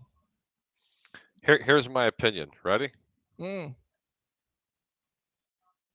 Right. You should have went for fourth down. I mean, if you're wrong, you're wrong. Hold on. Yeah. Okay. I'm not done. I'm giving you my opinion. I have none. Are you out of your mind? The day that I have to listen to Jonathan Vilma's opinion to make a decision on my behalf? Really? Are you serious? I mean, it's the reason why you're not a coach in this league. There's a reason why sometimes I like to watch a game, and my preferences is to turn the volume off because I can't stand listening to analysts. You want a good analyst? Yes. You really want a good analyst? Yes. Turn a game on TV and turn the radio on and listen to it. Well, there you will get a good analyst. The problem, because they're not biased. They're giving you what's happening in the game. Right. But the problem is it's also do you like behind. that? Yes, I do. And by the way, let me go full screen. Hey, Spectrum, with your streaming service today, your app, it sucks. How about that? It kept on going off and on. Get it right. I pay enough money. I know a lot of people out there pay a lot of money for your Spectrum streaming service. It sucks. All right, I'm Tell done. us how you really feel. Hey, I got some second half lines for you if you're ready. Go for it. All righty. Right now, the Raiders and the Seahawks. Raiders are up by 3, and the Seahawks are -4 for the second half. Isn't that ironic that It the is. Raiders were getting, the Seahawks were 4-point favorites in the game? It is Now, that's why I always say, be careful what you bet. Because now all they have to do is win the game and they cover for the second half, but that still isn't happening. Take the Raiders plus the 4 points. And here's a prop bet I want to give everybody. Prop bet, yes. You ready? The total points scored in the second half per team. The Seahawks are 14.5. Stay away from it. The Chargers are 11 over and under in their total points. I kind of like that over 11 for the Chargers. I love the over 10.5 points for the Oakland Raiders. I'm sorry, for the LA Raiders. Las Vegas. It just is like rolling off of my tongue it's here. so many times For the Raiders, okay? For the Raiders. The Raiders. Yep. All right. I do like the Raiders over 10.5. It's going to be 11 because there's a lot of juice on there right now. But all Bowles does is blitz every down. I will say this. That was definitely a bright spot for this defense. They found something. 4 sacks today. Keanu Neal nearly had 2 sacks, missed a tackle. Nelson cleaned it up. Keanu Neal once again blitzing. Devin White blitzing. We saw that later on in the game. So they had 4 sacks. They did get after Jacoby Brissett. But you also saw Brissett basically truck Antoine Winfield. I mean, just not a good look. One trick pony. Jeremiah says it's the play calling for real. Dave says Mike was a ghost today. Was it him or play calling or both? Who knows? We'll never know. But the Bucs got hosed on the sideline. Evans catch, agree. I mean, going back to that was a big play. It looked like Evans caught the ball over the defender. Clearly looked like the player was face guarding, and you have no flag at that point. Explain that to me. I didn't actually see that play, and I can't really explain that because I'd be giving you an opinion that I can't give you. I have to go back I can and just watch tell it. you, again, I didn't drink the eggnog that's filled with whiskey or tequila at this point. I know there's a lot of people who did that for the holiday. Thank God for you, or God bless you, watching what happened today. With that being said, it clearly looked like the defensive back was face guarding Mike Evans. That is pass interference. Sorry. No matter what happens. I didn't see that exact. Byron's got to go. Dave says, I don't want to be in the hunt playing like this. Jeremiah says, and Todd for that matter. Roger Shue says, acknowledge me. Greek, we acknowledge me. Alex says, I agree with Harry. A white ball's out. So disappointing he wasn't used more. Agree. I mean, you look at his numbers at the end of the day, 14 for 65. Also, 9 for 9, baby, on the receptions. I don't understand why they don't get him more involved in this game, especially they did today. Not enough. Not enough, in my opinion. Just 10 more runs, they win the game. With no help or the play calling, Roger Shue says, Browns won my money. Congratulations. Peter cursed us by shaving his beard. I'm willing to take the accountability for that if I did. Just another. You're not allowed over to my house. Will you shut up and be quiet? All right, I take the way Brady is playing over having Winston any day. Troy, I don't mind losing because in the end we fire these clowns and bring back Gruden. That's not happening. Bringing back Gruden. Watson would have beat you in regulation. Who knows what Watson is going to do at this juncture? You don't know, Miss Cleo, and I don't know. Can we get rid of Godwin's quick screen? Can we get rid of that? We saw that. No, it's a great play. I still think it's a good play. I like the Julio Jones. Oh, wait a minute. 16 yards. If you run the football more, that quick screen would run a lot better for you. Agree. Brady only wants to stay in Florida for tax reasons. Troy, Harry needs new glasses. He can't see bulls as a part of the problem. He called you out on that. What do you have to say to Mr. Troy? I can't see nothing. Oh, where's my glasses? I'm getting old and feeble. Oh, God. How about new? All right, let's see here. I don't think they're conditioned properly. Jeremiah says, hey, yes. That's a good comment. Yeah, okay, go back to it then. What's your thoughts on that? Conditioned properly? Are they getting enough? Are they being pushed enough? You have lots of injuries on this team. That could be a problem, a reason for if you have a lot of hamstring injuries, a lot of calf injuries. That could be a conditioning issue. Broken bones and torn ligaments, that's not usually a conditioning issue, but you got a lot of hamstrings and stuff like that. But that's not a very unfair statement that he's making. Well, we've had the injuries this year, especially to the wide receiving room. You're finally starting to get healthy there. And then the back end has had their own fair share of injuries. But I think right now all eyes are going to be on Tristan Wirfs and how long that injury could be. Because I'm telling you right now, when you get put on a cart, that's just not a good look. And I'm hoping for the best at this. It's horrible. Yep. Let's see. Yes, CD was the one that fell down on the coverage of Cooper. CD sucks. Play the funk. No. Troy Polamalu. Harry, did you live eye check on my behalf? I'll pay for anything. Bucs Dad 101. I heard we won. They didn't. CD3 sucks. Wait, did the Bears beat the Jets? We've gone through that. Left tackle needs to get released after the season. To be fair, I thought Donovan Smith for the majority of the game played well, but the matchup is on Myles Garrett. He's one of the best young defensive players, not only pass rushers, but defensive players. And if you continue to put Donovan Smith out there on an island, you're only asking for it, right? Correct. Absolutely. Myles Garrett's a hell of a defensive edge rusher. Yes. But I'll tell you what, hate him or love him, Donovan Smith, he played well today, and there's not many left tackles in football. Let me put it to you this way. There's probably 3, maybe 2. Mm-hmm. How about none How about 0 left Yeah. tackles in the National Football League that could take Myles Garrett on the entire game by himself without help? Yeah. Well, That's a coaching issue. Listen, Donovan Smith has his shortcomings. He's not as bad as what people think. all right. Open phone line. It's been quiet. 727-255-0391. It's 727-255-0391. Going to lose your bet again this week. Renzi says Dean is a lot better. He's definitely played a lot better. Also, he was shaken up in the game. Ryan Jensen needs to come back. Move Hansy over to left tackle. Who knows when Jensen's going to come back? It doesn't look good at this juncture. The reports said from Sports Illustrated and other national media that the Bucs were hoping for Ryan Jensen to come back. We've heard nothing to that fact at all, that he's going to come back. Pure facts. Jensen won't be back until next season, says Bucs Dad 101. Thank God Mama didn't raise me a Bucs fan. What did she raise you as? A Steeler fan? You're having all kinds of problems this year. Shut up. Shut up! You miss Marpet now? Absolutely. Art says, I'll say it again. Bucs will not win 10 games. Agree with that? Unfortunately, yes. Okay. Unfortunately, yes. I said it last week that they needed to peel 3 or 4 games off to really get back into that groove. This team is struggling right now, ladies and gentlemen. And unfortunately, they're going to probably win a division. And the reason why I'm saying that is they're probably going to win this division with a losing record. Yeah.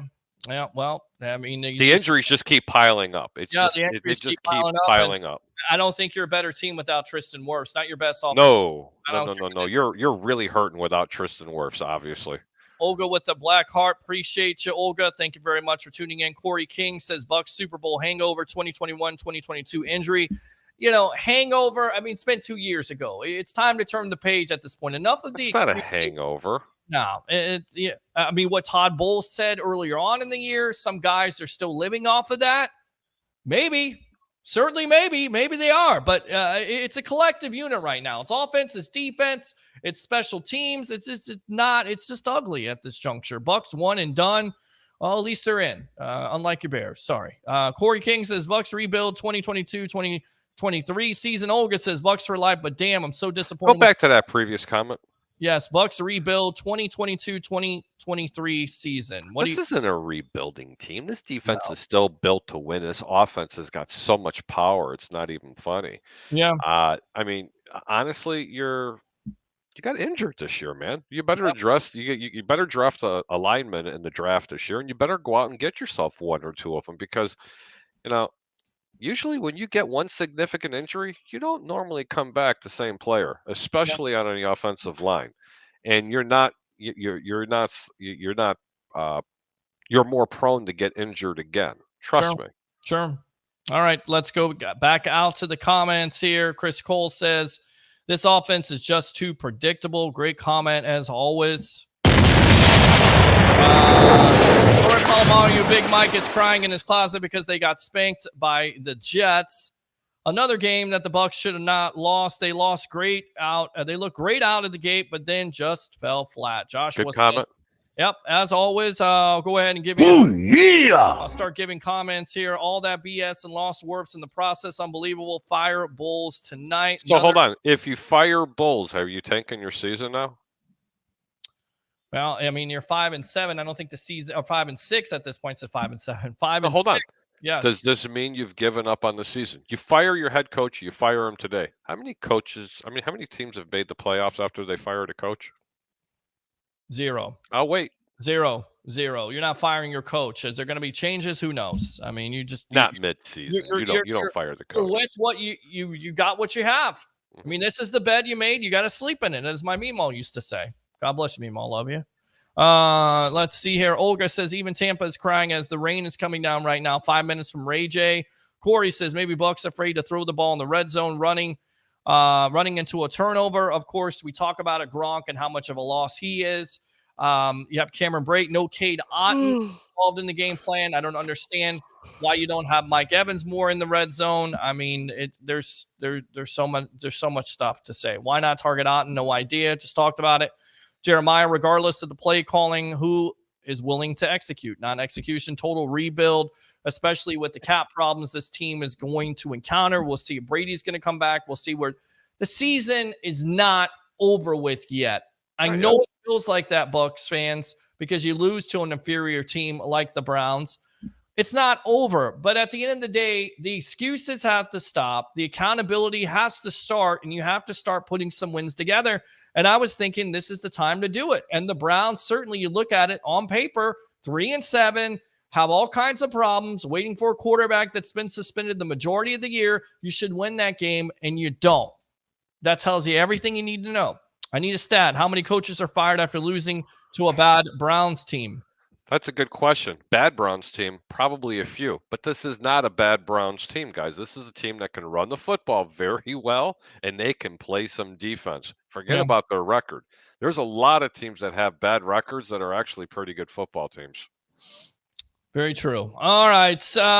Let's see here. Olga says, amen to the Greek. Olga, again, with you. Peter H. Blake, thank you very much. Appreciate you. Michael says, Brady's divorce is all newsworthy. It's about money. Come on. Troy says, Montana was the real GOAT. He never cheated to win games or cried to the refs. We don't need a total rebuild. Injuries are a big factor this season. 50-50. Brady leaves the season. Really depends on what happens with Jimmy G. I don't see him going anywhere else but the 49ers. Real truth, Greek. I agree with you on that, Kyle. I'm actually going to give you Ric Flair, because I do agree with that. I think the only team the team that everybody has circled, if he decides to leave the Bucs organization, would be the San Francisco 49ers, depending on what the 49ers want to do. But once again, they do have Trey Lance, who they drafted 3rd overall. He got hurt this year. Do you stop his development to get a Tom Brady? I don't know. We'll see. Olga says, real truth, Greek. Jeremiah, again, 7 rings. Call him the GOAT. Kyle, congrats to Mike Evans for breaking 10,000 receiving yards in his career. He's going to be a Hall of Famer. What's the update on the scores here, or do you got to get off? What's the update on the scores, or do you got to run? No, I don't have to run right now. I'm only watching one score, the score that counts. Right now, it's the 3rd quarter, 12 minutes to go. Seattle has the ball, and it looks like they just got a first down pretty deep into Las Vegas territory, and the Raiders are winning 24-20, but Seattle is definitely threatening with a first down. All right, there we go. So we'll keep you abreast of that situation, as it's one of the competitive games today in the National Football Leagues. In fact, do you have scores around the league that you can give us really quick? You can pop those up. I'll just keep on reading these comments, and then you get out to that. All right. Absolutely. We'll go around the NFL in just a moment here. But absolutely, congrats to Mike Evans. Definitely is a first ballot Hall of Famer, in my opinion. Did he necessarily have his best game today? Not at all. Again, whether it was lack of effort, whether it was injury, whether it was play calling, not able to get the ball to him, I don't know. It's frustrating. That's all I can say. This is why Roger doesn't have a girlfriend, because he watches wrestling. Stop it. Olga says, I love the beard. Laugh out loud.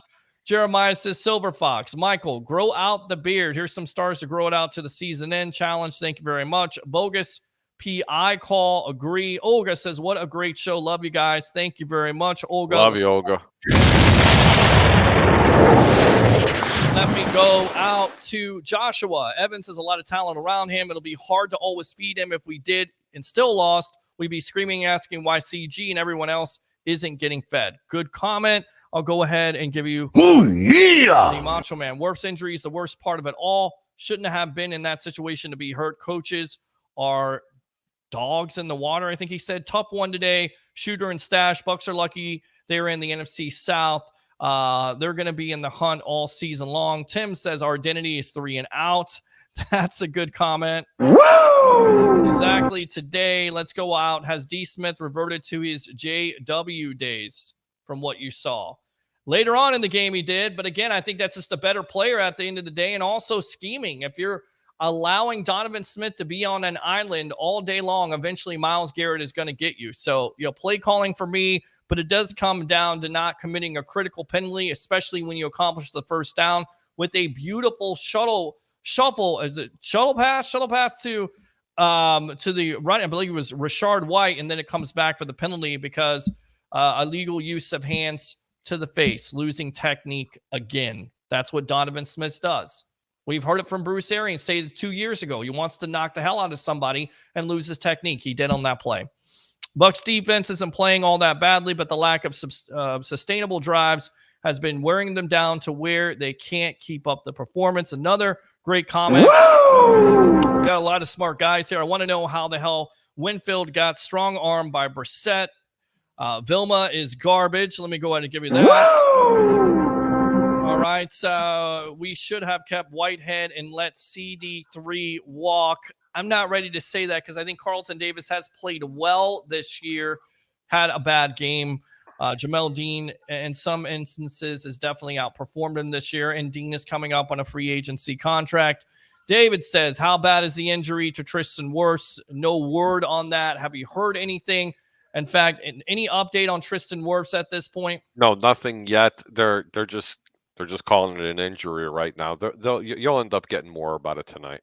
Okay. All right. So with that being said, give us an update on the scores around the league, please. Right now, Chargers have they're still losing 17-14 in the third quarter, 8:20 to go. The Raiders have now fallen behind the Seahawks. Seahawks just scored a touchdown in the third quarter with 11:46 to go. 27-24, Rams to Chiefs. Another barn burner, baby. Chiefs are winning 13-3 right there at halftime. And also at halftime, the Saints and the 49ers, 10-0 San Fran. And that is your update for the halftime scores. All right, good stuff there. Here, the Greek professional handicapper extraordinaire. Let's go back out to these comments. Living the dream. Thank you very much, Frank, for definitely tuning in. Texting in. Let's go out to Roger Shue. AEW, baby. Give me the woo. I shall do that. There. Let's go out to Justin. Sean Parks. X-rays are negative to Tristan Wirfs' That's left. good. So great news there. How about them Bucs, baby? But X-rays don't show ligaments. Well, it's true. And again, we just have to monitor the situation. Because you lose him, and I feel like he is the major part of your offensive line, which, by the way, has all these changes that have happened this year that have really hurt this team. And let's just admit to it. I mean, we thought that this Bucs team could overcome Ali Marpet retiring, Alex Kappa going into free agency, Ryan Jensen with an injury, playing a rookie, not playing Nick Leverett, now playing him. That's the problem. There's no consistency at all with this offensive line, and it's shown. And this is the reason why this offense has struggled, because even though you've only given up, a total this year of 18 sacks, which Brady is the least sacked player in the National Football League, you're still giving up pressure, which, again, is changing things for Brady and everything else that he puts out there when he's making a throw. Changes all the timing. Absolutely. It sure does. Yep. It sure does. Right. Absolutely. Let's go here to David. Our next quarterback has to be a running quarterback, at least be able to run if he needs to, because a few more first downs in every one of the games. If we had a mobile quarterback, at the end of the day, quarterbacks that are mobile have to learn to throw from the pocket consistency. So if you're talking about a Josh Allen who's mobile, Patrick Mahomes, those guys don't grow on trees. Do you have Josh Allen? If you really want Josh Allen, you'd have 2 less wins this year if you had him as quarterback. I don't know. He's leading the entire National Football League for all quarterbacks for turnovers. And if I'm not mistaken, that number, and I could be incorrect because I think it's more, is 13. Right. I understand where they're going, and they want a younger option. I get that. But again, there's no guarantee, right? I mean, you see Zach Wilson, he's drafted, he's mobile, he's got everything he's possibly Patrick Mahomes and all this, 30 touchdowns and 3 interceptions. He's disappointing. For every Patrick Mahomes and every Josh Allen, you can get a Mitchell Trubisky, you can get a Zach Wilson. I mean, there's nothing that's guaranteed at this juncture with drafting a quarterback. And if you do make that move, you better get it right. You better get it right, because that window is open for your team to be competitive and put those pieces around him, that rookie quarterback, if you will, because you don't have to pay that quarterback market value like you have to pay a Kyler Murray, like you have to pay an Aaron Rodgers, like you have to pay a Dak Prescott. So you only have that much amount of time to make your team competitive and at least playoff worthy and Super Bowl worthy. If you don't, then I have to agree with that. You're hindered and handicapped by that contract. Let's see. Pete's going to lose your money again this week. Let me go out to Justin. Correct. I believe they said his MRI is tomorrow. Michael says at least with the Bucs lose. Pete and the Greek bring some funny. Called you a geek. That's pretty funny. I'm going to... He called you a geek. Oh, yeah! He called you a geek. There you go. I like it. There you go. Yes! Very good. Yes! He's not a geek. Nothing personal, Mike. There you go. Hold on. If it wasn't intentional. All right, he's the Greek. Hey, I win more and I tip more in a week than he makes. So, but we're not saying that. Okay. All right. Good Mike, stuff. it's nothing but love, brother. Appreciate you, Mike. This game was more on coaching the players, to be honest. Justin, again, on that note, Spencer Rattler and Caleb Williams looked great yesterday. Absolutely, Spencer Rattler. The last couple weeks, beating Tennessee and, of course, disposing of, Clemson. Spencer Rattler, Caleb Williams out of USC. You like those guys from what you saw? You watched tape on them? Yeah, they all look good. Okay. That's all I got. Okay, great. Oh, there you go. Okay. Oh, what is that? All right. That stuff there. Good. That's Caesars. a great breakdown. Great. I got your Caesars right here. Of course, he's talking about uwager.lv promo code SportsWeb. If you're wagering on the game tonight or tomorrow night, definitely put my code in there. An 80% bonus if you go, again, uwager.lv promo code SportsWeb. All right. So with that being said, I'm sorry. It's okay. It was funny. It's all in fun, little brother. Yes, absolutely. Final numbers here from Brady: 29 for 43, 246, 2 touchdowns, no interceptions in this game. Horrible quarterback. Again, 29 for 43. He missed some throws in this game. We'll talk about it more. But is he the main cause of this offense's struggles? No. Is he definitely a component of it? Yes. Is the offensive line? Yes. The play calling? Yes. I don't know how it turns around, Harry. I honestly don't. I mean, it's the play calling. Whether they're sending in the wrong plays and Tom feels that he needs to trim it up a little bit, that could be the problem. Actually, I'm going to read this comment. Little Malaka Pete, what's the name of the song you play for Harry? I love it. How about this right here? How about this? Oh my God, who the hell cares? Keep on, troll bag. I'll keep on doing that to you. See you tomorrow at work, Pete. Meeting at 9. No, it's not. Meeting is at 10. So once again, you're wrong.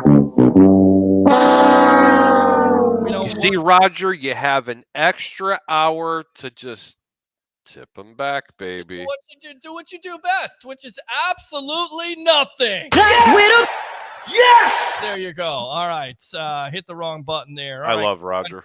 I do too. I love the tribal troll. I'll acknowledge me. Godwin, 12 catches for 110, 1 touchdown there. Of course, you talked about it. Rashard White, 9 for 45. Julio Jones, 3 for 40. We saw some flashes. Evans, 2 for 31, going over, of course, 10,000 career yards, most likely. The numbers here that we care about, conversions, 3 for 12, not going to get it done. Time of possession, 39 minutes to 30 in favor of the Browns. For the Browns here, 6 for 17 on third down. Excuse me, time of possession, get this, 39 minutes to 23. You're not going to win the game at the end of the day. And, of course, Chubb went over 100 yards there. That was the challenge, not shutting him down. And then you have Jacoby Brissett, 23 for 37, 210, 1 touchdown, and 1 interception. Who was the 1 interception? I didn't remember the 1 interception. Who was that on? 1 interception by Brissett. Did Brissett have 1 interception? That's what it looked like in this game. That's what it said. I don't even remember the interception. It was so far back. Let me see here. He had 1 interception in this game. Who was the guy that had the interception? Oh, let me tell you. Hold on, Pete. Mike Edwards. There it is, me. There it is. It was Mike Edwards. Yep, it was Mike Edwards who makes another play. Good play for him to make. Seriously, what is the name of the song? I don't know. Let's see. Misador, Todd Bowles proved why the Jets moved on from him. Fair comment by Misador on that? No. Okay.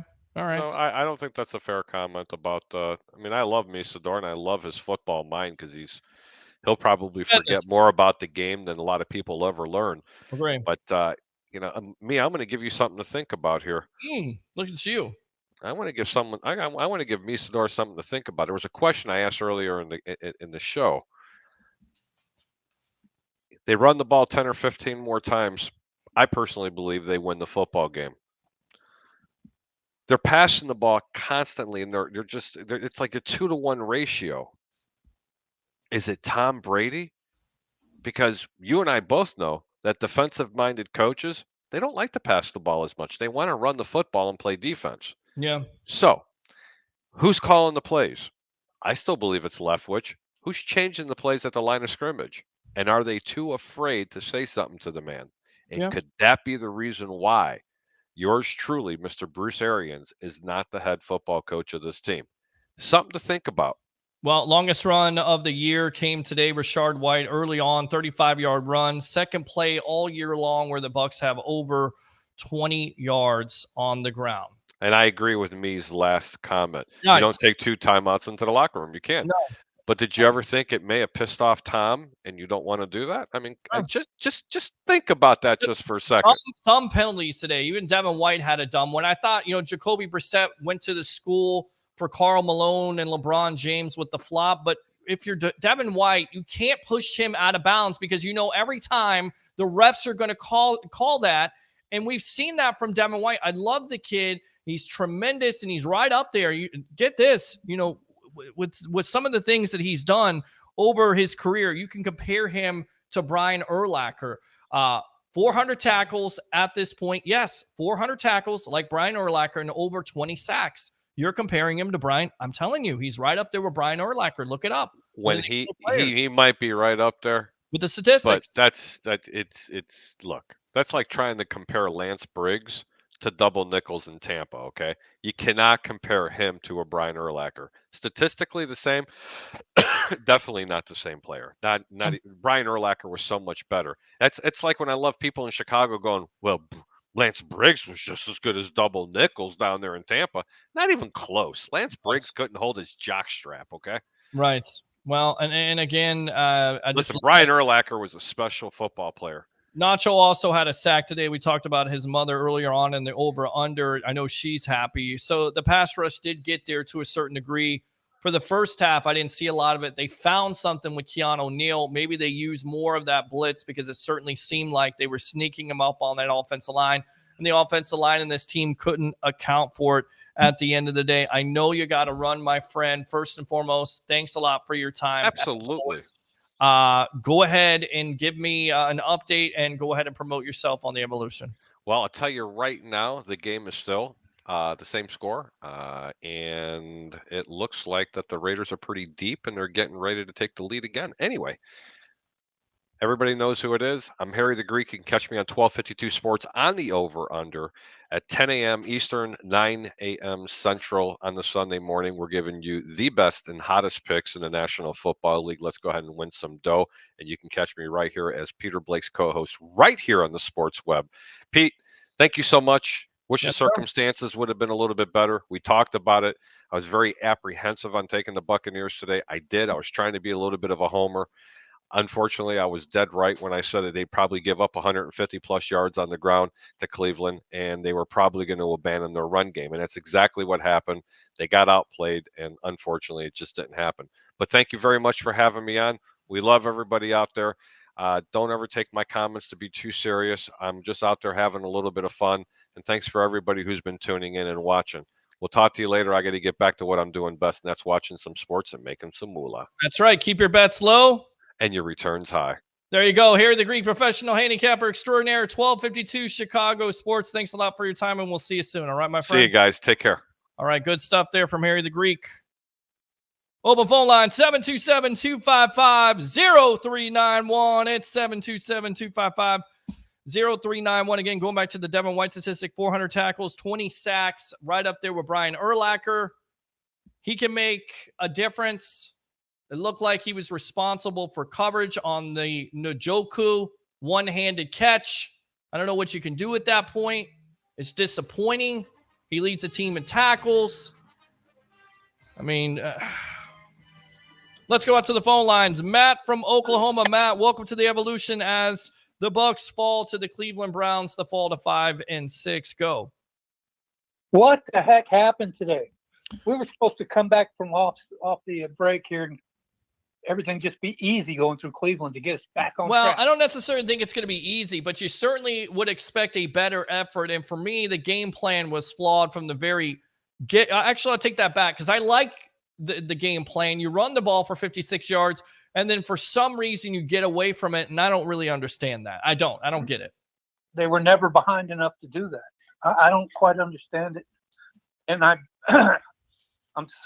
going to say this, and people are going to get mad. Sure. But the whole thing that's around here in the next 2-3 weeks, they need to just put Brady on the bench and try something else, because your injuries are stacking up. Yeah. I don't know what the official thing on Wirtz was, but that looked bad. And with Jensen gone, whenever he comes back, we've lost the other side again now. So that offensive line is just trash at this point. Well, it's definitely in flux, that's for sure, and lots of changes that definitely not helped. Again, we mentioned it. Ali Marpet to retirement, Ryan Jensen to injury. You have a rookie that's ineffective. You finally start Nick Lever. You start to see something from him.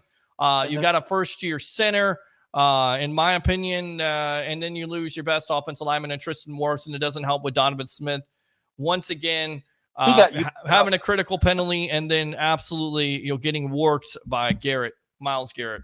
So Garrett takes church every single time they play. Yep. He doesn't know what to do with him.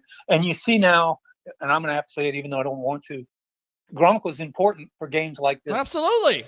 Because I mean, and we said it on this show, a lot of people were, kind of discounting it and saying, Matt, Gronk is not a big-time loss. He's an absolutely critical loss to this team, not only because he's a pass-catching threat, not only because Brady depends on him and has trust in him when it comes to the red zone, but his in-line blocking. When you go against a player like a Myles Garrett or Chase Young, we saw it in the wild card game where you can make Gronk an offensive lineman. He is absolutely a critical loss to this offense.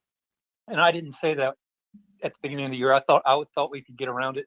Well, you can't. I mean, you can't lose in Hall of Fame, first ballot Hall of Fame tight end and say, hey, we're going to replace him with Cameron Brate, he's got his own difficulties. Yeah, see, I was wrong, no. It's all right. I've been wrong too. We're all wrong here on the sports web. None of us are gods. I thought that Brate would catch and somebody else would block, and they could 3-man the Gronk hole until we found somebody that was fit.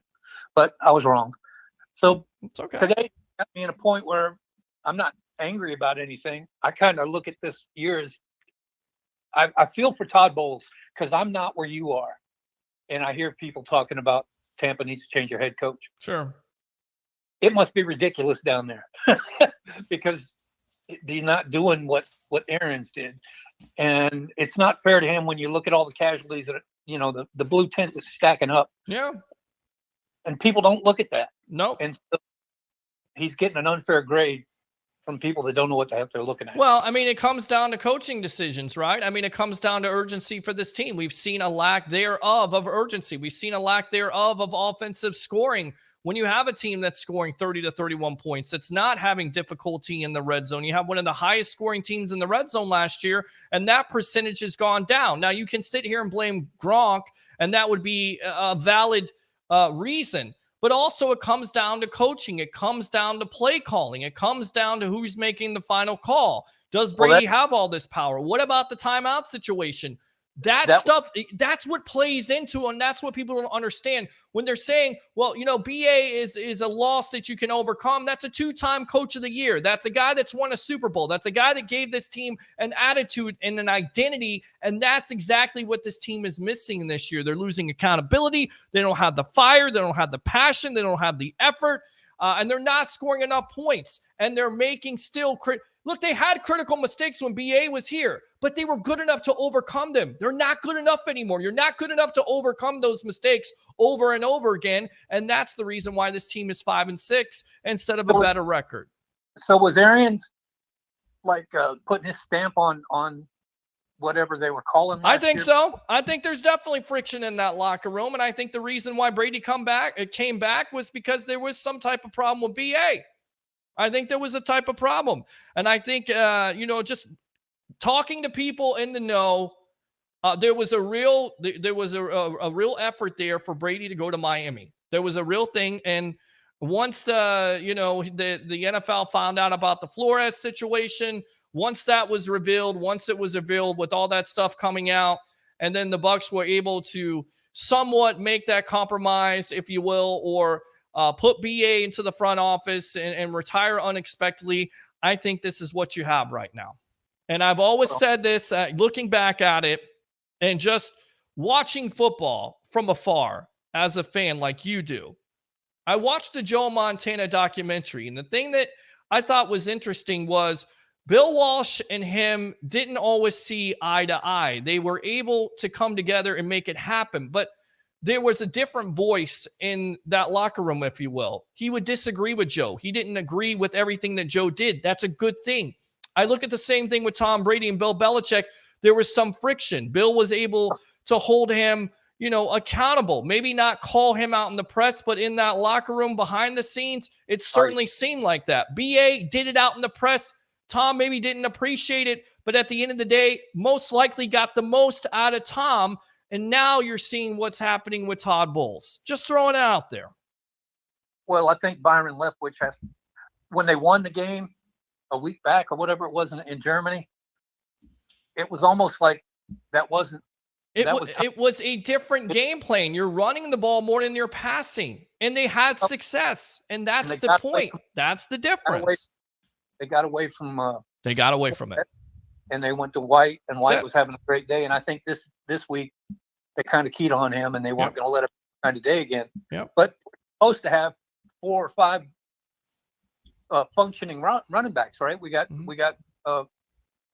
White and Fournette, but you also had the guy that used to be with Jacksonville. Yeah, I can't remember. Leonard Fournette.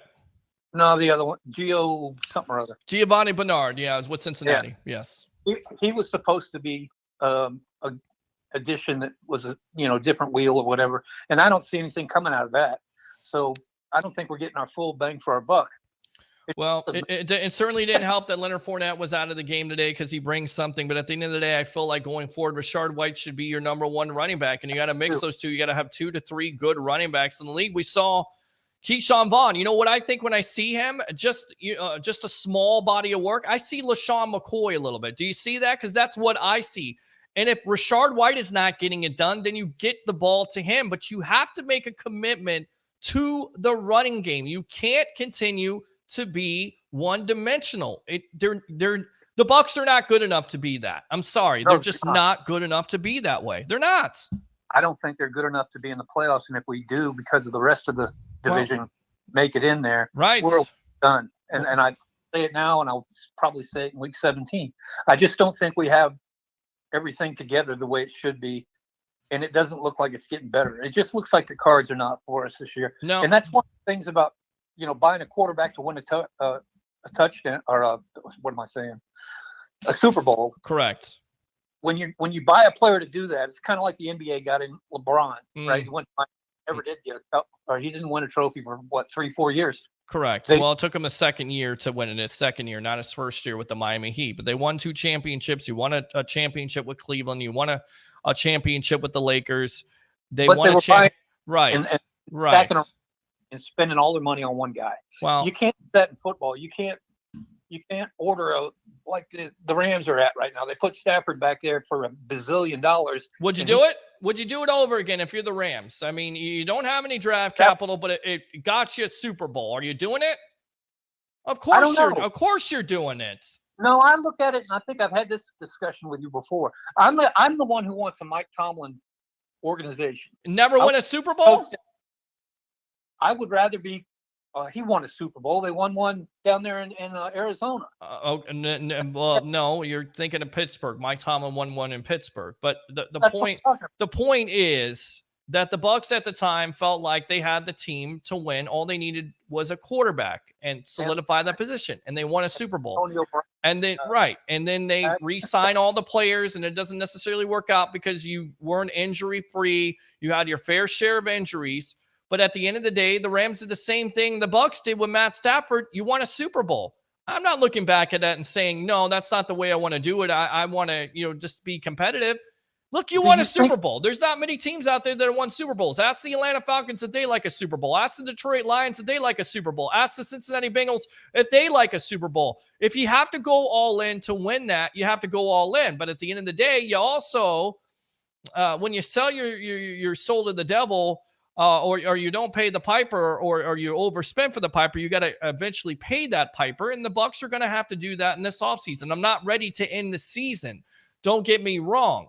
But are they going to be in a better situation next year? No, because they're going to have cap problems also. But would you do it over again? Of course you would. You would do it over again 1,000 times. We had already set up to do that this year, and then it got Brady coming back, didn't mess it up, but they were letting people go. I mean, do you honestly think that Kyle Trask or Blaine Gabbert are making this team any better? Honestly, I don't know about Trask. All I know, I haven't seen enough. I don't know.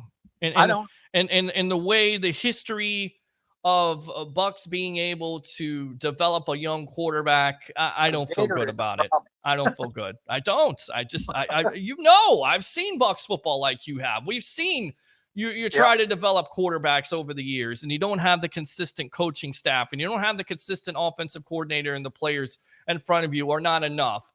That is the reason why you have to take that opportunity to, when you have the chance to win a Super Bowl, you have to put all in. You have to go all in if you have the opportunity. And I don't think the Rams are looking back and saying, well, we shouldn't have won a Super Bowl, or the Bucs are looking back and saying they accomplished what they needed to accomplish. Are they done yet? No. But if they're not, if you're a Bucs fan, keep it in perspective, as I always do on this show.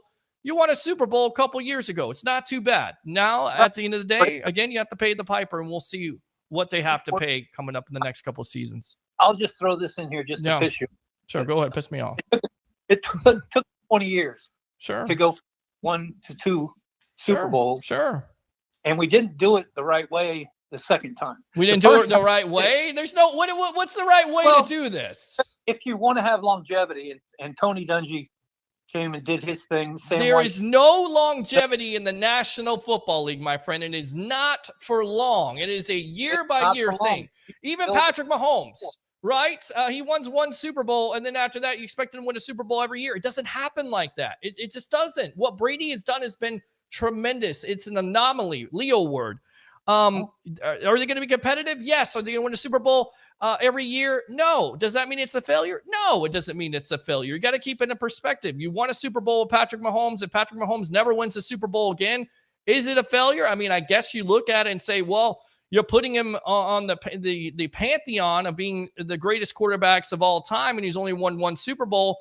You know, where's the comparison with Brady? But at the end of the day, if you have an opportunity to go all in, because it is so tough to win in this league year by year, ask all the players about this, you have to go for it. And you can't look back and say, well, you know, we didn't do it the right way. They did it the right way. They won a Super Bowl. That's it. Yeah. Well, I'm just pointing out that when we did in 02, it took us 7 years to get there or more about. Right. And the NFL was a little bit different back then too, was it not? Well, I don't know. I definitely know it was different. Defenses have been more handicapped than ever because of all the rule changes. It's favored the offense. Of course it's different. Free agency was not necessarily a big deal, but even the Bucs went into free agency, did they not? Did they do it the right way? Did they do it the right way with John Gruden? First, they got John Gruden. They got Brad Johnson a couple years earlier. They got Joe Jurevicius that year, Keenan McCardell. They traded for Keyshawn Johnson. They had all this defense there, but they went out in free agency and got all these free agents. Did they do it the right way? Yes, they did it the right way. They did it a way where it worked. They had to give up draft picks. They sold their soul to the devil, which being Al Davis and the Raiders. But would you do it again? Hell yeah, you do it again because you won a Super Bowl. Well, all right. Okay. I'll let you have it.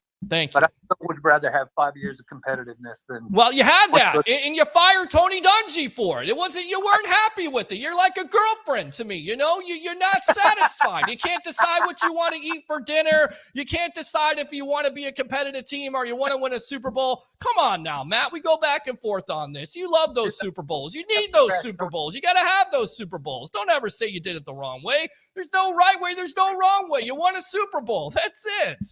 All right, you win. Okay. All right. What else? What else, Matt? It's your show. I'm backing out. Oh, stop it. You're always welcome on the show. What else you got to say about it? I don't have a lot to say. What was Fournette out for? Why was he not in? Hip pointer was sore. It's not going well for him. So we'll see. What the long-term status of him playing in the games. But again, you got to make a commitment to it, and not running the ball enough for me is Doesn't matter who you got back there. Doesn't matter if you got Barry Sanders back there, unless Barry Sanders is breaking all these runs. Rashard White had the longest run of the season. That tells you everything you need to know about this running game. And it's not good, and they need to improve on it in order to become a balanced team, because they are not good enough to be one-dimensional. Not this year. And Rick Hughes used to tell me you're better off starting the game off with a -1 yard run and repeating that 50 times because the game, you've done the damage to the wall and it starts to crumble. That's where you have a running game. And that makes sense to me. I mean, when you put it that way, we don't do that. And we haven't done that all year. And they've done plenty of that. You got 2nd and 9 up the kazoo at this point. I'm tired of seeing 2nd and 9. I like to come out and play action. I like to come out and be more creative. I like to see more of Julio Jones in and around. I like to see more Scotty Miller on the in and around. I like to see some creativity from Byron Leftwich in this offensive playing staff, and you haven't seen that enough. They've got enough weapons to make it happen, injury or no injury. They need to start making it happen, or once again, we're going to be talking about draft picks, rebuilding, and everything else you don't want to talk about on this show. Matt, good stuff as always. Anything else, my friend? No, I hope you had a good Thanksgiving. And if you didn't, go out and finish it pretty well. I did. I didn't have a lot of great turkey. The turkey was not as good as it was. Not Mom's fault. It was just wasn't good. And but everything else was great. Mashed potatoes and gravy were on point. Sweet potatoes and yams were on point. Green bean casserole. I had green bean casserole. I had vegetables for all you webheads out there that criticized me for not having vegetables. That was great. And you know, at the end of the day, what are you thankful for most? You're thankful for guys like you, webheads that call this show, support it, and also family. Matt, thanks a lot for the call. Let me give you the Ric Flair. Appreciate the call. Definitely don't be a stranger on the evolution. All right, my friend? Have a good night. All right, man. Good stuff. I mean, come on, man. Seriously, we're talking about this. What's the right way? You do it over again. Tom Brady won you a Super Bowl. You knew the challenges of it. This team went in. They went all in. They did what they needed to do. They tried to repeat it last year. It didn't work out. That's what happens in the National Football League. Of course, did it help losing to Antonio Brown? No. Did it help losing to Chris Godwin? No. The major injury was Tristan Wirfs. Consequently, we'll have to worry about that this year. Hopefully, it's not a serious one.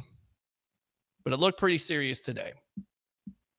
And unfortunately, what compounds it is the fact that you lose the game to a mediocre team like the Cleveland Browns, which have no business being in it, but you allow them to get off to a good start. Once again, this defense, we've talked about it over and over again. Bad starts, doom them. 31-yard end around to Anthony Schwartz, or double reverse. Inexcusable. JTS, once again, over pursuing. I saw Mike Edwards today, over pursuing. We've seen this over and over again. When you have a defense that's not disciplined enough and not doing their job, those type of things are going to continue to happen. And they happen today. Even a bad team like Cleveland is going to take advantage of it. All right. Let's go on to the comments, and then we'll get out of here for the night. As your Bucs fall to 5-6, losing to the Cleveland Browns. Give to the effort, give to the stars, Facebook stars, YouTube chats are open. Give to the super chats. I know I read your comments, but I appreciate it. Helps the show grow.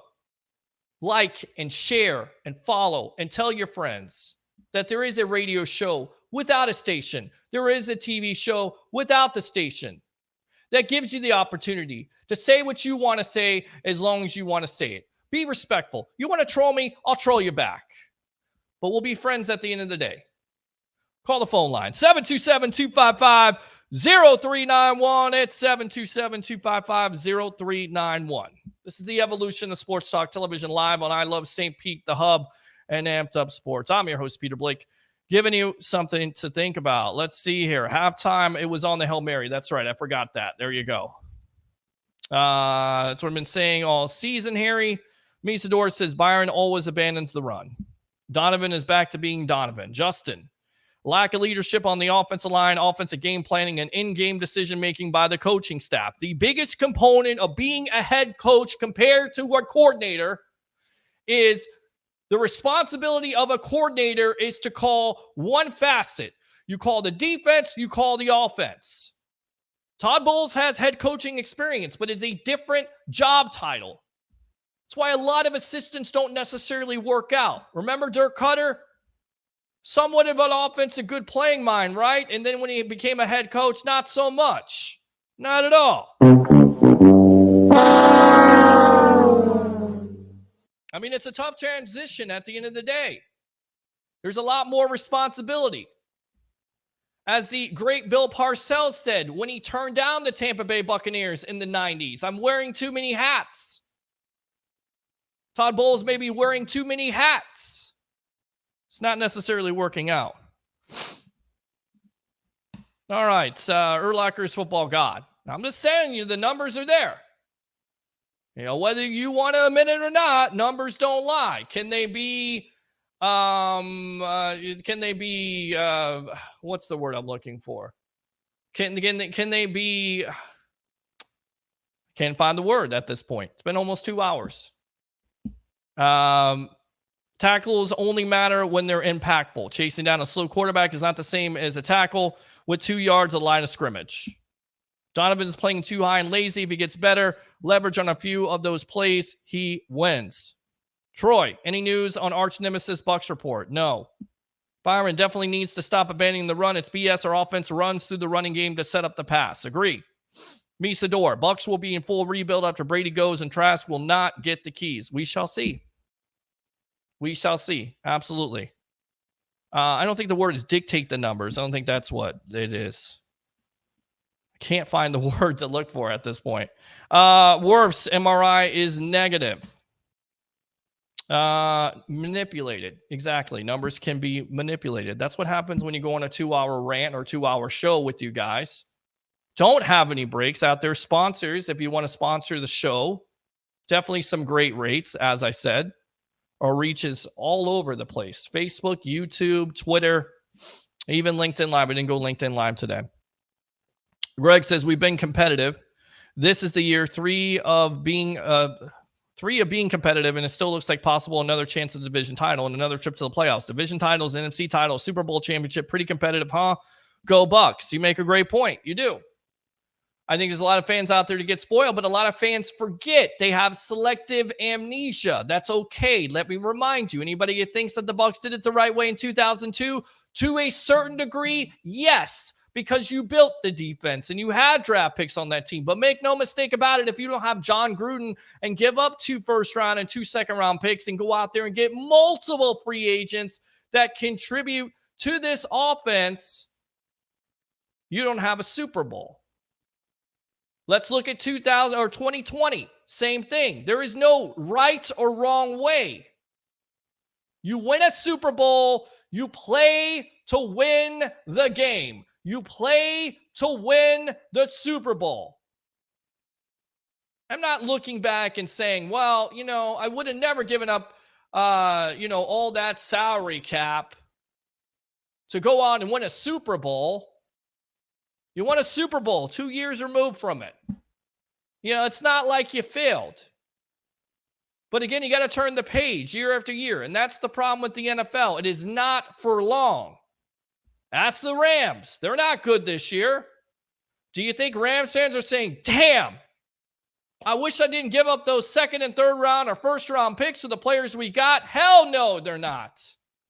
We got Matt Stafford. We invested all that money into this team. We won a Super Bowl. Good. You did good. The Bucs did the same thing with getting Brady. Go out there and get free agents. You did good. So again, let's keep it all in perspective at the end of the day, Bucs fans. Let's do that. 727-255-0391. It's 727-255-0391. Let's go on to Misador. Numbers can be manipulated to push an agenda. That is correct. Devin White can take over games. We've seen Devin White commit penalties. We've seen this run defense be good and great, and today was not one of those days, especially when it comes to run defense. Greg Cole, without Gruden and Arians, we don't get a Super Bowl, period. Did you do it the right way? Yes, you did it the right way. everybody's saying, you want to be the Green Bay Packers and win one Super Bowl with Aaron Rodgers? I mean, people thought that he was the next great coming quarterback, and the statistics show that he is one of the greats, one of the greatest of all time. No. You can be the Green Bay Packers if you want to. You can be competitive every year, and then when you get to the NFC Championship game, you can do this.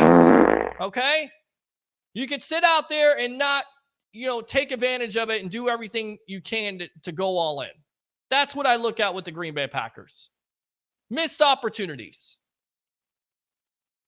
Of course, your quarterback takes more money than everybody else, and that's the reason why your team doesn't have the flexibility to go out there and get free agents to win, right?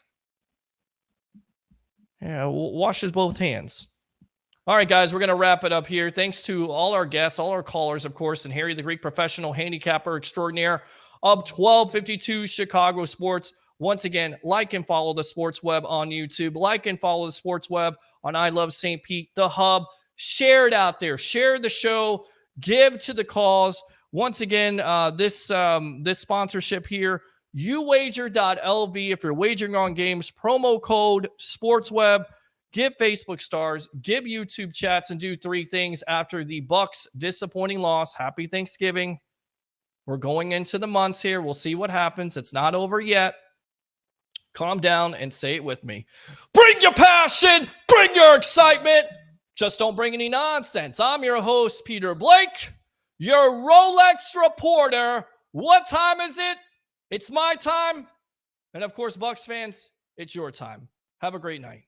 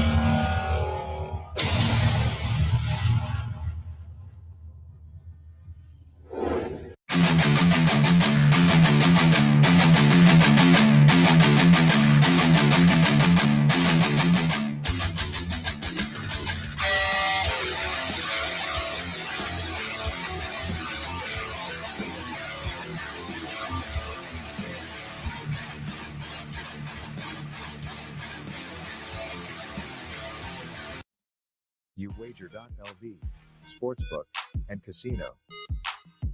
Sign up today at uwager.lv, the premier online sportsbook, taking wagers since 1998. The most player-friendly lines, weekly juice specials, and a true dime line in MLB. Unique casino platforms with thousands of games.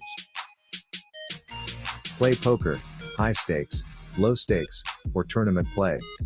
uwager.lv, what we offer. Free same-day payouts. Customer service and wagering support, 24/7, year-round. Free monthly rebates on your action and daily casino rebates. Contests, free bets, best bonuses, and giveaways. Generous referral program. Get an 80% free play bonus on your first deposit, up to $1,000. Sign up today, and use promo code SportsWeb. Remember, you can't win if you don't play.